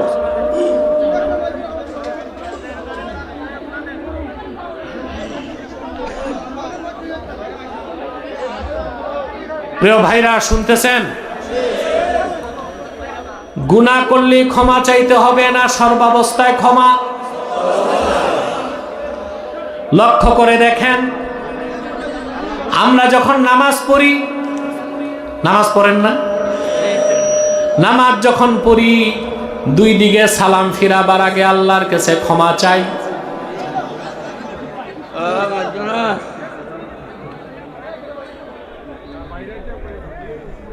স্যার ওই যে বাহিরে মাইকে ডাবল যে বাড়ি খাচ্ছে, আমি তখন ওটা কমাই দিলেই তো। কমাই দিছি, ওরা মিলাই গেছে, ওরা কেন কমাইতাম, বাড়াইবার লাগে। যাও সাউন্ডটা ক্লিন করো, যাও। বাহিরে ওটা যেটা কানে আসে ওটা ঘুরাই দিলেই তো হয়। যাও ক্লিন করো, আওয়াজ পরিষ্কার করো, আরো কমাও প্রয়োজন। আমার তীব্র আওয়াজ দরকার নাই, পরিষ্কার আওয়াজ দরকার। নামাজ পড়ার পর সালাম ফিরাবার আগে ক্ষমা চান কিনা? আল্লাহুম্মা ইন্নী যালামতু নাফসি যুলমান কাসীরা ওয়া লা ইয়াগফিরুয যুনুবা ইল্লা আনতা ফাগফিরলি মাগফিরাতাম মিন ইনদিক ওয়ারহামনি ইন্নাকা আনতাল গফুরুর রহিম। ক্ষমা চান, সাউন্ডটা ক্লিন করতে বল। পিছনে যারা আছে সামনে আসো, স্টেজের পিছনে যারা সামনে আসো, সব সামনে আসো। তোমরা যদি এত ডিস্টার্ব করো তো আমি কথা বলি কি করে? প্রিয় ভাইরা, পড়ছেন নামাজ কিন্তু ক্ষমা চান, চান না? আল্লাহুম্মা ইন্নী যালামতু নাফসি যুলমান কাসীরা। আয় আল্লাহ, আমি আমার উপর বড় ধরনের জুলুম করছি। ফাগফিরলি মাগফিরাতাম মিন ইনদিক, আপনি আমাকে, আপনি ছাড়া কেউ নাই মাফ করার, আপনি আপনার কাছে ক্ষমা চাই, আপনি ক্ষমা করে দেন। সুবহানাল্লাহ। আমার উপর রহম করুন, নিশ্চয় আপনি ক্ষমাশীল এবং অতীব দয়ালু। সুবহানাল্লাহ। ঠিক করো, ঠিক করো, আওয়াজটা ঠিক করো, পরিষ্কার করো, পরিষ্কার করো আওয়াজ, আরো কমায় দাও প্রয়োজনে আওয়াজ, আরো কমাও। প্রিয় বন্ধুগণ, মানে ওর সমস্যা হচ্ছে আওয়াজ বাড়াইলে অস্পষ্ট, আওয়াজ কমাইলে স্পষ্ট, দুই দিকেই সমস্যা। দূরে যাও এখন, মাইক থেকে দূরে দাঁড়াও।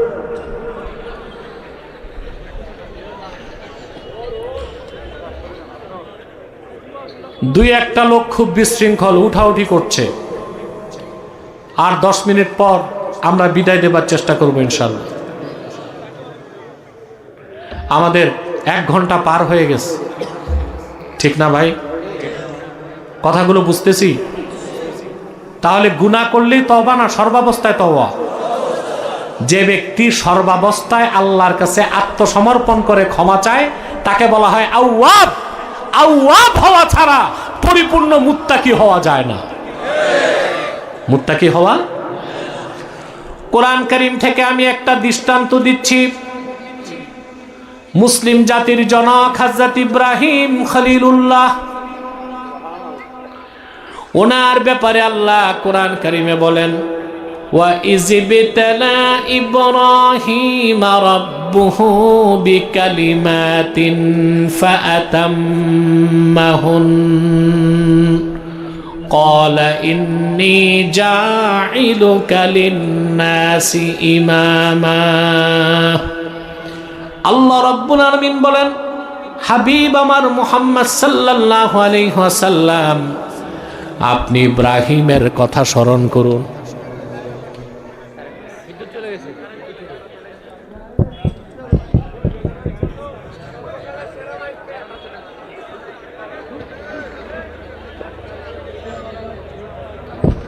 বিদ্যুৎ চলে গেছে। আল্লাহ বলেন, ইব্রাহিম আলাইহিস সালামের কথা আপনি স্মরণ করুন। যখন আপনার রব ইব্রাহিমের পরীক্ষা নিয়েছে, কয়টা পরীক্ষা দিয়েছেন? 10টা পরীক্ষা।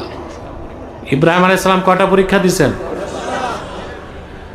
10টি পরীক্ষায় তিনি যখন সফল হয়ে গেলেন, আল্লাহ ডেকে বললেন, ইব্রাহিম এবার আমি তোমাকে গোটা মানব জাতির নেতা বানায় দিব।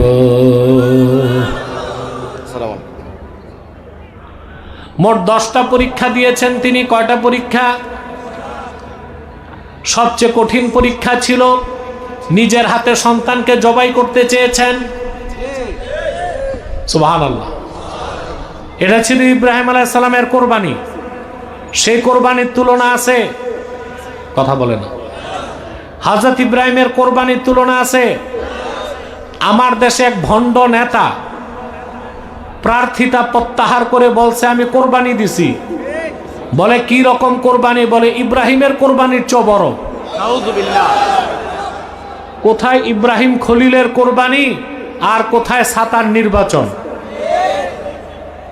এখন যে প্রার্থী কথা বলছে সে অপরাধী কিনা? অপরাধী। শুধু অপরাধী না, তার ঈমান নষ্ট হয়েছে।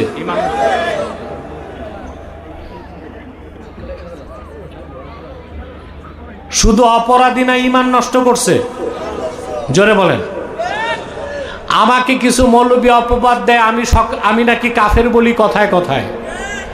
তো তোমরা সকাল সন্ধ্যায় কাফের হও বলেই তো আমি কথায় কথায় কাফের বলি। কোন সুস্থ মুসলমান বলতে পারে এই নির্বাচনকে ইব্রাহিম আলাইহিস সালামের কোরবানির চেয়ে বড়? এরা আসলে দেশে রাজনীতির নামে ভণ্ডামি করছে। আল্লাহ রাব্বুল আলামিন বলেন, এই তোমরা স্টেজ আর ডিস্টার্ব করো না আল্লাহর রাস্তে আমাকে। আল্লাহ রাব্বুল আলামিন বলেন, 10ম নাম্বার পরীক্ষা ইব্রাহিম খলিল মিনাতে চলে গেলেন। সন্তানকে হাত পা বেঁধে ইব্রাহিম ছুরি হাতে নিলেন জবাই করতে। আল্লাহ পাক বলেন, ফালাম্মা আসলামা ওয়া তাল্লাহু লিল জাবিন। পরীক্ষায় যখন পিতা পুত্র দুইজনেই আত্মসমর্পণ করে ফেলল, পিতা পুত্র দুইজনই যখন আত্মসমর্পণ করে ফেলল, আর পিতা যখন পুত্রকে চিৎ করে শোয়াই দিল জবাই করতে, আমি ডেকে বললাম, ফানাদাইনাহু আইয়া ইব্রাহিম কদ সাদ্দাকতার রুয়া। আবার একটা আওয়াজ আসতেছে পিছন থেকে। পিছনের শব্দটা হবে না মাইকে। খুব ঝামেলা এই মাইকম্যান। এটার কোনো লেখাপড়াও নাই, সেটিংও শিখে নাই।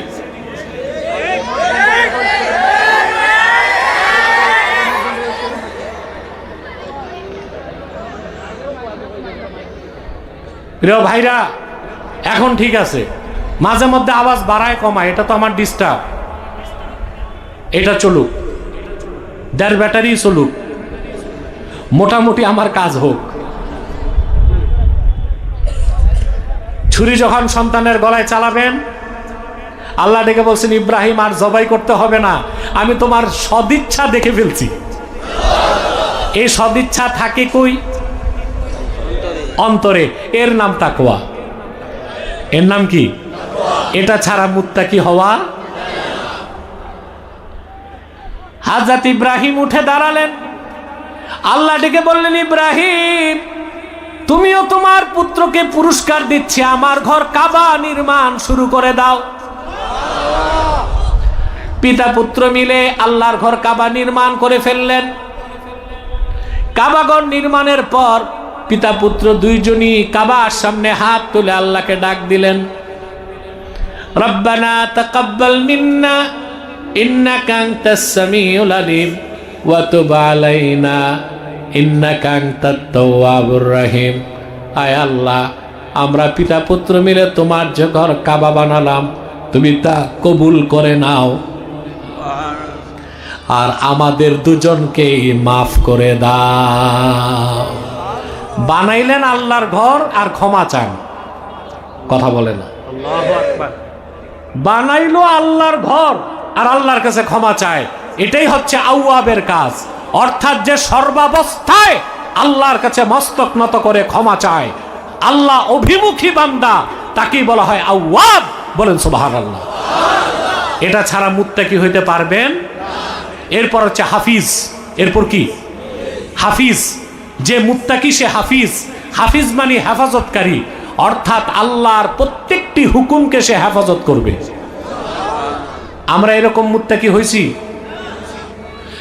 আমার সমাজে এমন অনেক মানুষ আছে, নামের আগে হাজি, নামের পরে গাজী, 5 ওয়াক্ত নামাজি, সমানে সুদ খায়। আছে আছে। এখন তো মৌলভী সাহেবরা সুদের বিরুদ্ধে ওয়াজ করে না, কারণ ওনাদের বড় পীর সাহেব সুদের কারিগর। সুদের বিরুদ্ধে আর ওয়াজ নাই, মৌলভীদের মুখে মুলা। সুদের বিরুদ্ধে ওয়াজ নাই, কারণ সুদের বিরুদ্ধে কথা বলে ওনাদের বড় পীর সাহেবের দিকে যাবে কথা, ঠিক কিনা? তাহলে নামাজও পড়ে, রোজাও রাখে, সমানে সুদ খায়। আমার সমাজে এমন অনেক লোক আছে, দাড়িগুলো পেকে গেছে, কিন্তু বিচারে বসলে 2 দিক থেকে সাপ্লাই লাইন চালু হয়। সাপ্লাই লাইন কয় দিক? ডান থেকেও বাম থেকেও। এগুলো নাই তো গোয়াইনঘাটে? এটা কি গোয়াইনঘাট নাকি? আচ্ছা, উপজেলা গোয়াইনঘাটে এগুলো নাই না? আছে। বিচার আচারে 2 দিক থেকেই সাপ্লাই লাইন চলে। এই লোকটা দাড়ি আছে, টুপি আছে, জুব্বা আছে, সে দরবেশ না, সে ধরবেশ। আর যে আসল দরবেশ মুত্তাকি, সে আদেশগুলো মানবে, নিষেধগুলো ছাড়বে। তার বৈশিষ্ট্য হচ্ছে সে হাফিজ, অর্থাৎ আল্লাহর বিধানগুলোকে সংরক্ষণকারী। বলেন সুবহানাল্লাহ। পারবো? এরপর আল্লাহ তাআলা বলেন, মান খাশিয়ার রাহমানা বিল গায়বি ওয়া জাআ বিকলবিম মুনিব। আর যারা আল্লাহকে ভয় করছে না দেখে, আর আল্লাহর কাছে উপস্থিত হয়েছে একটি পবিত্র আনুগত্যশীল অন্তর নিয়ে। আল্লাহকে ভয় করি দেখে না দেখে। রমজান মাস আসতেছে, দিনের বেলা রোজা রাখবো, 12 থেকে 14 ঘন্টা কিছু খাওয়া যাবে না। পানির তৃষ্ণায় কলিজা ফেটে যায়। দরজা বন্ধ করো, কোনো মুসলমান 1 ঢোক পানি পান করে না। কার ভয়তে? এটার নাম খাশিয়াতুল্লাহ। আল্লাহকে না দেখে ভয় করাই মুত্তাকিদের কাজ। যখন আল্লাহর ভয় অন্তরে চলে আসে, তখন মুমিনের অন্তরটা নরম হয়ে যায়। অন্তরটা হয়ে যায় কলবুম মুনিব, আনুগত্যশীল অন্তর। বলেন সুবহানাল্লাহ। এবার কলব বা অন্তর নিয়ে কিছু কথা বলি। কলব, কলব অর্থ কি? অন্তর। দেহের মূল কি? জোরে বলতে হবে। দিল। কলব। আপনারা অনেকে ভুল উচ্চারণ করেন, বলে কালব। কালব মানে কুত্তা। উচ্চারণটা হবে কি? কলব। এই কলব অস্থির, এটা সুস্থির না। এটা কি? বদরুদ্দিন আইনি উমদাতুল কারিতে লিখেছেন, সুম্মিয়াল কলবু কলবান লিতাকাল্লুবিহি।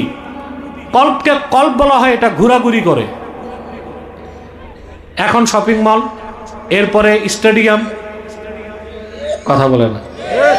এখন পিৎজা, এরপরে ম্যাকডোনাল্ড, কথা বলে না। আজকে BMW, কালকে মার্সিডিস। সারা দুনিয়া রং তামসার দিকে অন্তর দৌড়ায়। কিন্তু ঈমান আনার পরে এই অন্তর যখন পবিত্র হয়ে যায়, আর সেই অন্তরে আল্লাহর ভয় চলে আসে, তামাম দুনিয়ার থেকে অন্তর বিমুখ হয়ে আল্লাহমুখী হয়ে যায়। ওই অন্তরটাকে বলা হয় কলবুম মুনিব। বলেন সুবহানাল্লাহ। আসল তো অন্তর। আসল কি? মমিনের দিল পাক, সেজন্য মমিন পাক। কাফেরের দিল না পাক, সেজন্য কাফের কি? জোরে বলতে হবে। মমিনের দিল কি? যার দিল পাক সে পাক, যার দিল না পাক সে না পাক। কাফের মুশরিককে যদি এদিকে নদী, কোন দিক? কি নদী? পিয়াল নদী। পাথর হয়। এই তো, এই পাথর আবার চুরি হয়েছে এই বছর। এ চোরগুলো কি দেশেরই নাকি? না ইন্ডিয়া থেকে আসছে? এই দেশেরই। সব শ্বেত পাথর চুরি করে নিয়ে গেছে। কি পরিমাণ উদ্ধার হয়েছে আমি জানি না। কোন কাফের বা অমুসলিমকে যদি সার্ফ এক্সেল দিয়ে নদীতে 70 বার গোসল দেন, সে পবিত্র হবে? আর কোন মুমিন যদি 7 বছরও গোসল না করে নাপাক হবে? যার হৃদয় পাক সে পাক, যার হৃদয় নাপাক সে। সুবহানাল্লাহ বলবেন। রাসূলুল্লাহর উম্মত মুমিন মুসলমান যার ঈমান আছে কোনোদিন সে নাপাক হতে পারে না। এমন একটা খটকা লাগে না? মুসলমান যদি নাপাক না হয় তো স্ত্রীর কাছে গেলে গোসল ফরজ হয় কেন? কইন কইন কইন কইন প্রশ্ন আসে। মুসলমান যদি নাপাকি না হয় তো স্ত্রীর কাছে গেলে গোসল ফরজ হয় কেন? আপনার একটা ভুল ওয়াজ শুনছেন। বাংলাদেশে কোন মুসলমান স্ত্রীর কাছে গেলে নাপাক হয় না, গোসল ফরজ হয়। গোসল ফরজ হওয়া এক বিষয়, নাপাক হওয়া আরেক বিষয়। যার উপর গোসল ফরজ হয় শরীয়তে তাকে বলা হয় জুনুব। কি বলা হয়? আল্লাযী ওয়াজাবা আলাইহিল গুসলু, যার উপর গোসল ফরজ হয়েছে। স্ত্রীর কাছে গেলে গোসল ফরজ হয়, নাপাক হয় না মানুষ, যদি সে মুসলমান হয়। সহিহ বুখারীর হাদিস, আল্লাহর হাবিব সাল্লাল্লাহু আলাইহি ওয়াসাল্লাম ইরশাদ করেছেন, সুবহানাল্লাহ ইন্নাল মুমিনা লা ইয়ানজুসু, সবটুকুন পবিত্রতা আল্লাহর জন্য, আমার উম্মতের কোন মুমিন নাপাক হয় না। জীবিত থাকলেও পবিত্র, মৃত্যুর পরও পবিত্র। বলেন না সুবহানাল্লাহ? তাহলে আমরা কি বলবো? গোসল ফরজ হয়েছে, নাপাক হয়েছি এটা বলবো। আরেকটা মাসালা বলি, শীতকালে দরকার আছে। টাইম দেখো,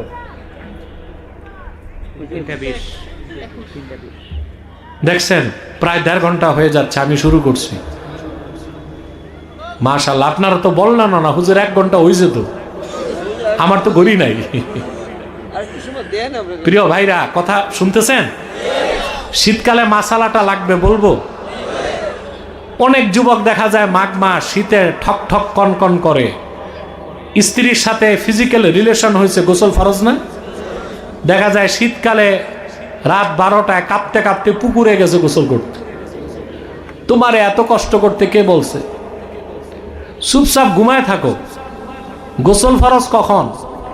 ইদা দাখালা ওয়াক্তুল ফাজরে, ফজরের টাইম আসলে গোসল ফরজ। ফজরের টাইম আসলে, এর আগে গোসল ফরজ। তো রাত 12টায় একদিন যদি গোসল করে শাস্তি পাও, শীতকালে তো আর বিবির কথা মনে পড়বে না। আমরা মাসালা জানি না বলে কষ্ট করি। তখনই গোসল ফরজ যখন ফজর নামাজের টাইম ঢুকবে।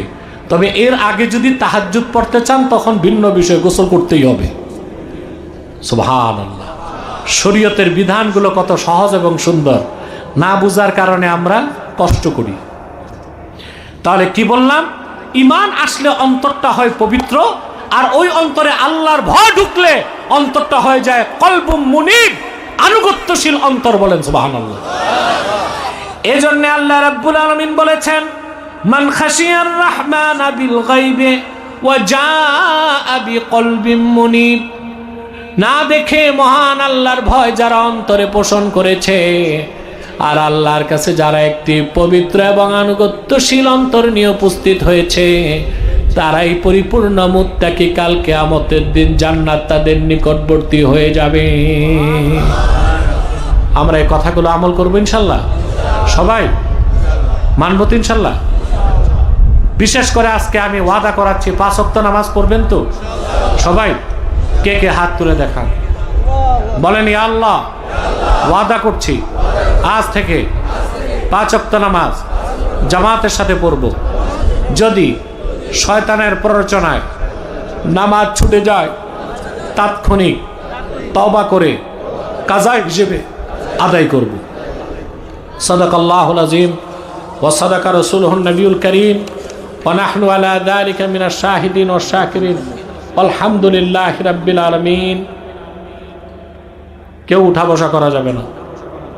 আমি আপনাদেরকে অনেক কথা বলেছি, অনেক কথা শুনিয়েছি। বিদায় লগ্নে কয়েকটা কথা বলে যাই। আপনার এখানে বিভিন্ন দল ও মতের মানুষ আছেন, একটা দলের না, সব দলের আছে। এখানে বিএনপি আছে, জামাত আছে, এনসিপি আছে, এমনকি আওয়ামী লীগও আছে। নেতার আনা পালাইছে, বাকিরা আছে না? তো মুসলিম হিসেবে আমাদের কাজকে ওদেরকে মারা পিটা না আদর করে সংশোধন করা? আদর করে, এটাই মুসলমানের কাজ। মুসলমানের প্রতি আক্রোশ রাখা, যারা দুর্নীতি করছে, জুলুম করছে, অন্যায় করছে তাদের শাস্তি চাই। বাকি যারা বুঝে না বুঝে দল করছে তাদেরকে সংশোধনের জন্য সুযোগ দেওয়া দরকার। ঠিক, তোমরা বসো, দাঁড়িয়ে এইদিকে বসো, কেউ দাঁড়ায় থেকে। প্রিয় ভাইরা, বাংলাদেশে এখন রাজনৈতিক ঐক্যের কথা চলছে। আমি ঐক্য চাই, তবে আমি রাজনৈতিক ঐক্য চাই না, অরাজনৈতিক ঐক্য চাই। কারণ আল্লাহর দ্বীনের স্বার্থে রাজনৈতিক ঐক্যের চেয়ে বেশি দরকার অরাজনৈতিক ঐক্য। ঠিকটা তো ঠিক মতো বললা না? এটা সিলেট কত আসন? জোরে বলো নাউজুবিল্লাহ। আমি নিজেও যদি এই আসনে দাঁড়াই, যত লোক আছে 1/3 লোক আমাকে ভোট দিবে না, এটাই বাস্তব। কারণ এদের প্রত্যেকের একটা দল আছে, কি আছে? আমার দেশে অনেক পীর সাহেব, অনেক বক্তা এটা বুঝে না, মনে করে সামনে যা আছে শ্রোতা সব আমার ভোটার। নির্বাচনে দাঁড়াইলে দেখে জামানত নাই, পাশের আগে বাস। ঠিক কিনা? এই জন্য আমি পলিটিক্যাল অ্যালাই থেকে নন পলিটিক্যাল অ্যালাইকে বেশি পছন্দ করি। আমি আপনাদের কাছে অনুরোধ করব, আমরা সকল দলের মুসলমান এক হয়ে যাব। রাজি আছেন? 3টা স্বার্থে, ইসলামের সুমহান স্বার্থ রক্ষায় ঐক্যবদ্ধ হয়ে যাব, মুসলমানদের মৌলিক দাবি আদায়ে এক হয়ে যাব, আর বাংলাদেশের স্বাধীনতা রক্ষায় এক হয়ে যাব। প্রশ্ন করেছেন জানাজার নামাজের পরে মুনাজাত করা জায়েজ কিনা? দেখুন, জানাজার নামাজটাই দোয়া এবং সালাত। যদি দেখেন কোথাও জানাজা সালাতের পরে দোয়া হচ্ছে, করবেন, আর যেখানে হয় না বাড়াবাড়ি করবেন না, করা যেতে পারে, সমস্যা নাই।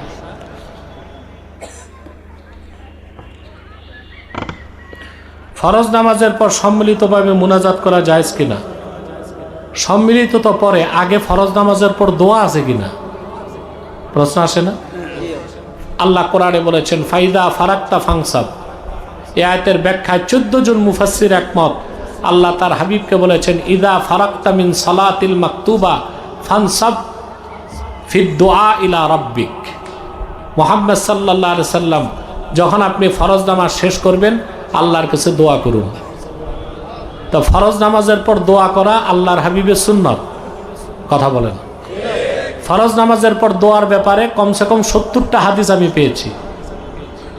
বুখারীতে আছে, মুসলিমে আছে, তিরমিজিতে আছে। বুখারীতে এসেছে, আম্মা জান আয়েশা রাদিয়াল্লাহু তাআলা আনহা বলেন, আল্লাহ রাসূল সাল্লাল্লাহু আলাইহি ওয়াসাল্লামকে শুনেছি ফরজ নামাজের পর পড়তেন আল্লাহুম্মা আনতাস সালাম ওয়া মিনকাস সালাম তাবারাকতা রাব্বানা ওয়া তাআলাইতা ইয়া যাল জালালি ওয়াল ইকরাম। মুসলিম শরীফের হাদিস, হযরত সাওবান বলেন, আল্লাহ রাসূল সাল্লাল্লাহু আলাইহি ওয়াসাল্লামকে দেখেছি আসর নামাজের পর তিনি দোয়া পড়তেন, লা ইলাহা ইল্লাল্লাহ ওয়াহদাহু লা শারীকা লা লাহুল মুলকু ওয়া লাহুল হামদ ইউহয়ি ওয়া ইউমীত ওয়া হুয়া আলা কুল্লি শাইইন কাদির। আল্লাহুম্মা লা মানি'a লিমা আ'তাইতা ওয়া লা মু'তিয়া লিমা মানা'তা ওয়া লা ইয়ানফা'ু যাল জাদ্দি মিনকাল জাদ। রাসূলুল্লাহ ফরজ নামাজের পর দোয়া পড়তেন কিনা বলেন? তিরমিজির হাদিস, সাহাবী জিজ্ঞেস করছেন আল্লাহর হাবিবকে, সাহাবায়ে কেরাম, আইয়ুদ দুআই আসমা, কখন দোয়া করলে জলদি কবুল হয়? আল্লাহর হাবিব সাল্লাল্লাহু আলাইহি ওয়াসাল্লাম বলেছেন, জাওফাল লাইলিল আখির ওয়া দুবুরাস সালাওয়াতিল মাকতুবাত, গভীর রাতের শেষে আর প্রত্যেক ফরজ নামাজের পর দোয়া করলে আল্লাহ দোয়া কবুল করেন। তো ফরজ নামাজের পর দোয়া আছে না নাই? এখন প্রশ্ন, হাত তুলবো কি তুলবো না? দোয়ার আদব হাদিসে আসছে, আবু দাউদ শরীফের হাদিস, রাসূলুল্লাহ সাল্লাল্লাহু আলাইহি ওয়াসাল্লাম ইরশাদ করেছেন, ইদা সাআলতুমুল্লাহ ফাসআলুহু বিবুতুনি আকুফিকুম, যখন আল্লাহর কাছে কিছু চাও 2 হাতের তালু পেতে চাও। তা নামাজের পর দোয়া আছে? যদি দোয়া থাকে হাত তুলবো কি তুলবো না? এখন হাত তুলে সবাই একসাথে হাত তুলে দোয়া করব কি না প্রশ্ন আসে না? আমরা একটা হাদিস শুনাইছিলাম ওয়াজের শুরুতে, আল্লাহর হাবিব সাল্লাল্লাহু আলাইহি ওয়াসাল্লাম বলেছেন, মা রাফা কওমুন আকুফাহুম ইলাল্লাহি তাআলা ইয়াসআলুনাহু শাইআন ইল্লা কানা হাক্কান আলাল্লাহি আইয়াদা ফি আইদিহিম আল্লাযী সাআলুহ। আমার উম্মতের কোন একটি দল যদি আল্লাহর কাছে সম্মিলিতভাবে হাত তুলে, তারা যা চায় আল্লাহ তা দিয়ে দেন। তা যদি অন্য সময় সম্মিলিত দোয়া করা যায়, নামাজের পর করা যাবে না? নামাজের পর দোয়াও আছে, দোয়াতে হাত তোলাও আছে, সম্মিলিত করার কথাও হাদিসে আছে। অনেক আলেম বলে সর্বশ্রেষ্ঠ দরুদ নাকি দরুদ ইব্রাহিম। প্রশ্ন হচ্ছে, দরুদ ইব্রাহিমকে দরুদ ইব্রাহিম নাম দিছে কে? নামাজে যে দরুদ পড়ি এটাকে বলা হয় দরুদ ইব্রাহিম। হাদিসে এই দরুদের নাম দরুদ ইব্রাহিম আসে নাই, হাদিসে আসছে সালাত ফিত তাশাহুদ, তাশাহুদের দরুদ। ফতুয়া স্বামী ইবনে আবিদিন স্বামী প্রচলিত অর্থে দরুদ ইব্রাহিম বলছেন, ফতুয়া স্বামী তো আর হাদিস না, প্রচলিত অর্থে বলছেন, কথা বলে না। দরুদে ইব্রাহিম দরুদ পড়লে সোয়াব আছে, কিন্তু নামাজের জন্য খাস, নামাজের বাইরেও পড়া যাবে। নামাজের বাইরে দরুদ ইব্রাহিম পড়লে সোয়াব কম হবে, কারণ শুধু দরুদ আছে, সালাম নাই, কথা বলে না। দরুদ ইব্রাহিমে কি আছে? দরুদ আছে, সালাম। আল্লাহর নির্দেশ কি? শুধু দরুদ না সালাম। সাল্লু আলাইহি ওয়া সাল্লিমু তাসলিমা, আমার হাবিবের কদমে দরুদ পাঠাও আর সালাম পাঠাও, সালাম পাঠানোর মতোই। তাই দরুদ শুধু পড়া উচিত না, দরুদের সাথে সালাম থাকতে হবে। সমস্ত ফকিহ একমত, শুধু দরুদ পড়লে সোয়াব আছে, আর দরুদ সালাম পড়লে বেশি সোয়াব আছে। তো দরুদ ইব্রাহিমের দরুদ আছে, সালাম নাই, কারণ এটা নামাজের জন্য খাস হয়েছে। নামাজে যখন তাশাহুদে দরুদ ইব্রাহিম পড়ি, আগে তো সালাম পড়ি আত্তাহিয়াতে, তারপরই তো দরুদ পড়ি। এখন এই দরুদ যদি নামাজের বাইরে পড়ি, তখন কি আত্তাহিয়াতের সাথে পড়া যাবে? কথা বলেন। তাহলে দরুদ ইব্রাহিম পড়া যাবে নামাজের বাইরে, কিন্তু সোয়াব কম। সেই দরুদই পড়তে হবে যেই দরুদে দরুদও আছে, সালামও আছে। কথা বুঝতে পারছেন? আচ্ছা ভাই, দরুদ ইব্রাহিম যদি সর্বশ্রেষ্ঠ দরুদ হয়, তা আমরা হাদিস শরীফ পড়ার সময় সাল্লাল্লাহু আলাইহি ওয়াসাল্লাম কেন পড়ি? কথা বলেন। সাল্লাল্লাহু আলাইহি ওয়াসাল্লাম কি দরুদ ইব্রাহিম? কিন্তু আল্লাহর হাবিবের জন্যই তো সালাত সালাম, শব্দ ভিন্ন না? তো দরুদ ইব্রাহিম ছাড়া অন্য দরুদ যদি পড়া নাই যায়, তো হাদিস পড়বা কেমনে? ক্বালা রাসূলুল্লাহি সাল্লাল্লাহু আলাইহি সাল্লাম, দরুদও আছে, সালামও আছে। আমরা যদি প্রত্যেক হাদিসের সাথে পুরা দরুদ ইব্রাহিম পড়তে যাই, তা হাদিস শরীফ খতম করতে 10 বছর লাগবে, ঠিক কিনা?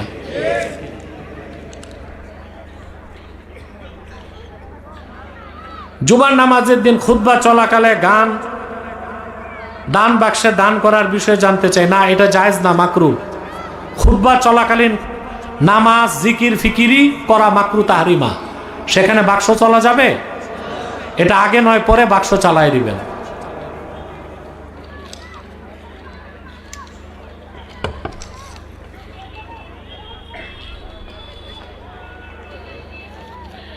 অনেক আলেমরা বলে যে আবু বকর, ওমর, ওসমান, আলী অথবা কোনো সাহাবা আনহুম ঈদে মিলাদুন নবী সাল্লাল্লাহু আলাইহি ওয়াসাল্লাম পালন করেন নাই, তাহলে আপনারা পালন করেন কেন? কে বলেছে ঈদে মিলাদুন নবী সাল্লাল্লাহু আলাইহি ওয়াসাল্লাম পালন করেন নাই? আবু বকর, ওমর, ওসমান, আলী প্রত্যেকেই আল্লাহর হাবিবের মিলাদের খুশিতে আনন্দ প্রকাশ করছেন। আল্লাহর হাবিবের মিলাদের খুশিতে আনন্দ প্রকাশটাই ঈদে মিলাদুন নবী। তবে আমরা যে কাইফিয়াতে করি, এই কাইফিয়াতে করেন নাই। এখন আমার প্রশ্ন, তোমরা যেভাবে তাফসির মাহফিল করো, আবু বকর, ওমর, ওসমান, আলী রিদওয়ানুল্লাহি তাআলা আলাইহিম আজমাইন, এইভাবে কি তাফসির মাহফিল করছেন? কথা বলে না। ওইটা বেদাত হয় না কেন? কথা বলেন। আবু বকর, ওমর, ওসমান, আলী কোরআনের তাফসির করছেন, আমরা যে কাইফিয়াতে করি এই কাইফিয়াতে করেন নাই। আবু বকর, ওমর, ওসমান, আলী ওনারা ঈদে মিলাদুন নবী সাল্লাল্লাহু আলাইহি ওয়াসাল্লাম পালন করছেন রোজা রাখার মাধ্যমে, সদকা করার মাধ্যমে। করেন নাই কে বলছে? মূল কথা হচ্ছে ঈদে মিলাদুন নবী সাল্লাল্লাহু আলাইহি ওয়াসাল্লাম পালন করা যাবে, রোজা রাখতে হবে, সদকা করতে হবে, মাহফিল করা যাবে, তাবাররুক বিতরণ করা যাবে, খাস মুনাজাত করা যাবে, এসব কিছু জায়েজ। কথা বুঝতে পারছেন? আরেক ভাই প্রশ্ন করছেন রাসূল করিম সাল্লাল্লাহু আলাইহি ওয়াসাল্লামের সামনে দাঁড়িয়ে কিয়াম করা জায়েজ কিনা? অবশ্যই জায়েজ। কিয়ামটাকে আমরা মুস্তাহাব বলি। কি বলি? মুস্তাহসান, সওয়াবের কাজ। কেউ না করলে তাকে আমরা কিছু বলি না, কিন্তু কিয়াম করাকে যারা শিরক বিদআত বলে তাদেরকে আমরা গোমরা, পথভ্রষ্ট, ফিতনাবাজ মনে করি। কিয়াম কেন করবেন?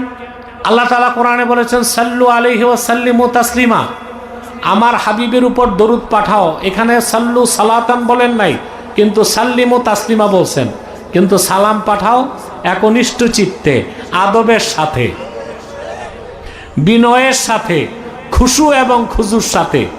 সেই জন্য আউলিয়া একরাম মনে করেন সালাম জানানোর সময় দাঁড়ায় যাওয়াটা আদব। এতটুকুই তো কথা ভাই, এটারে হারাম বেদা শিরক বলার কোনো সুযোগ নাই। তবে আমরা যারা জৌনপুর, ফুরফুরা, উলামায়ে দেওবন্দের একটা বিরাট অংশ আহলুস সুন্নাহ ওয়াল জামাত, আমরা মনে করি আল্লাহর হাবিব মুহাম্মদ সাল্লাল্লাহু আলাইহি ওয়াসাল্লাম যেখানে মিলাদ কিয়াম হয় সেখানে উপস্থিত হন না, হওয়ার দরকার নাই। বরং আল্লাহর হাবিব মুহাম্মদ সাল্লাল্লাহু আলাইহি ওয়াসাল্লাম জান্নাতুল ফেরদাউস, রওজা মুবারক থেকে আরশে আজিম পর্যন্ত দেখার ক্ষমতা রাখেন। ঠিক না? আমরা দাঁড়াই আদবের খেয়ালে। কেন? আদবের খেয়ালে। আল্লাহ আমাদেরকে কবুল করুক, মঞ্জুর করুক, বলুন আল্লাহুম্মা আমিন। আবার কি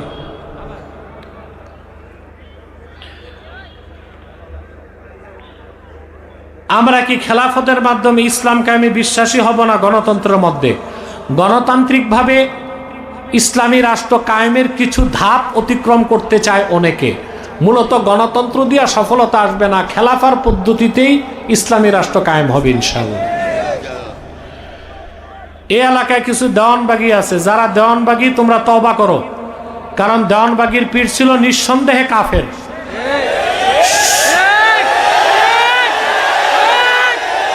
সে আল্লাহর কোরআনের অসংখ্য আয়াতকে অস্বীকার করেছিল। ফাআম্মা মান সাকুলাত মাওয়াজিনুহু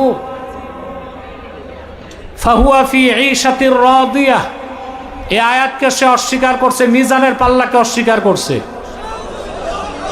ভণ্ডপীর দেওয়ানবাগী তার বইতে লিখেছিল আল্লাহ তাআলার আকার আছে, এটা শিরকি আকীদা, আমার আল্লাহ তাআলা নিরাকার।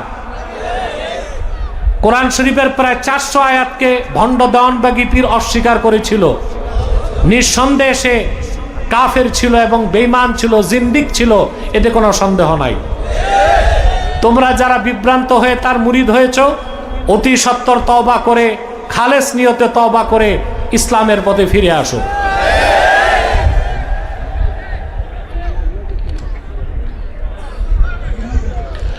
আমাদের এলাকায় এক পীরের মুরিদ আছে, যারা আমাদের সাথে মসজিদে নামাজ পড়ে না। তারা বলে আমাদের নামাজের পদ্ধতি কোরআন হাদিসে নেই, এরা গোমরা, পথভ্রষ্ট। সব জায়গার মুসলমানদের নামাজ একরকম, ঠিক না? একজন মহিলা তার স্বামীকে নামাজে পড়ার জন্য বলেছে, স্বামী বলল যে আমার নামাজ তোকে দিয়ে দিছি। নাউজুবিল্লাহ, এটা চরম পর্যায়ের বেয়াদবি, তাকে তওবা করতে হবে। আর স্ত্রী তাকে তার জন্য দোয়া করবে এবং তার সাথে সম্পর্ক ভালো করবে তখনই যখন সে নামাজ পড়বে। প্রিয় ভাইরা, আসুন একটু সালাত সালাম পরে দোয়া করি মহব্বতে। সাল্লাল্লাহু আলা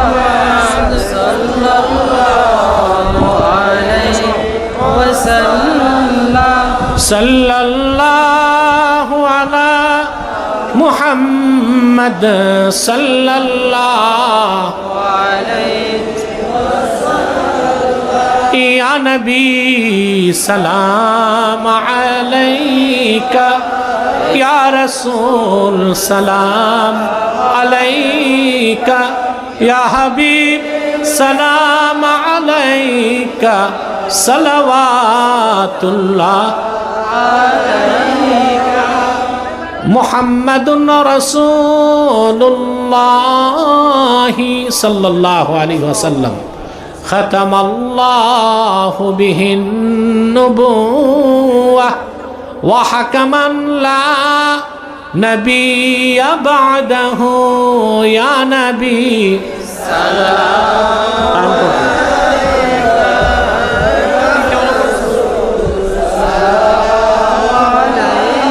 يا حبيب سلام عليك صلوات العلا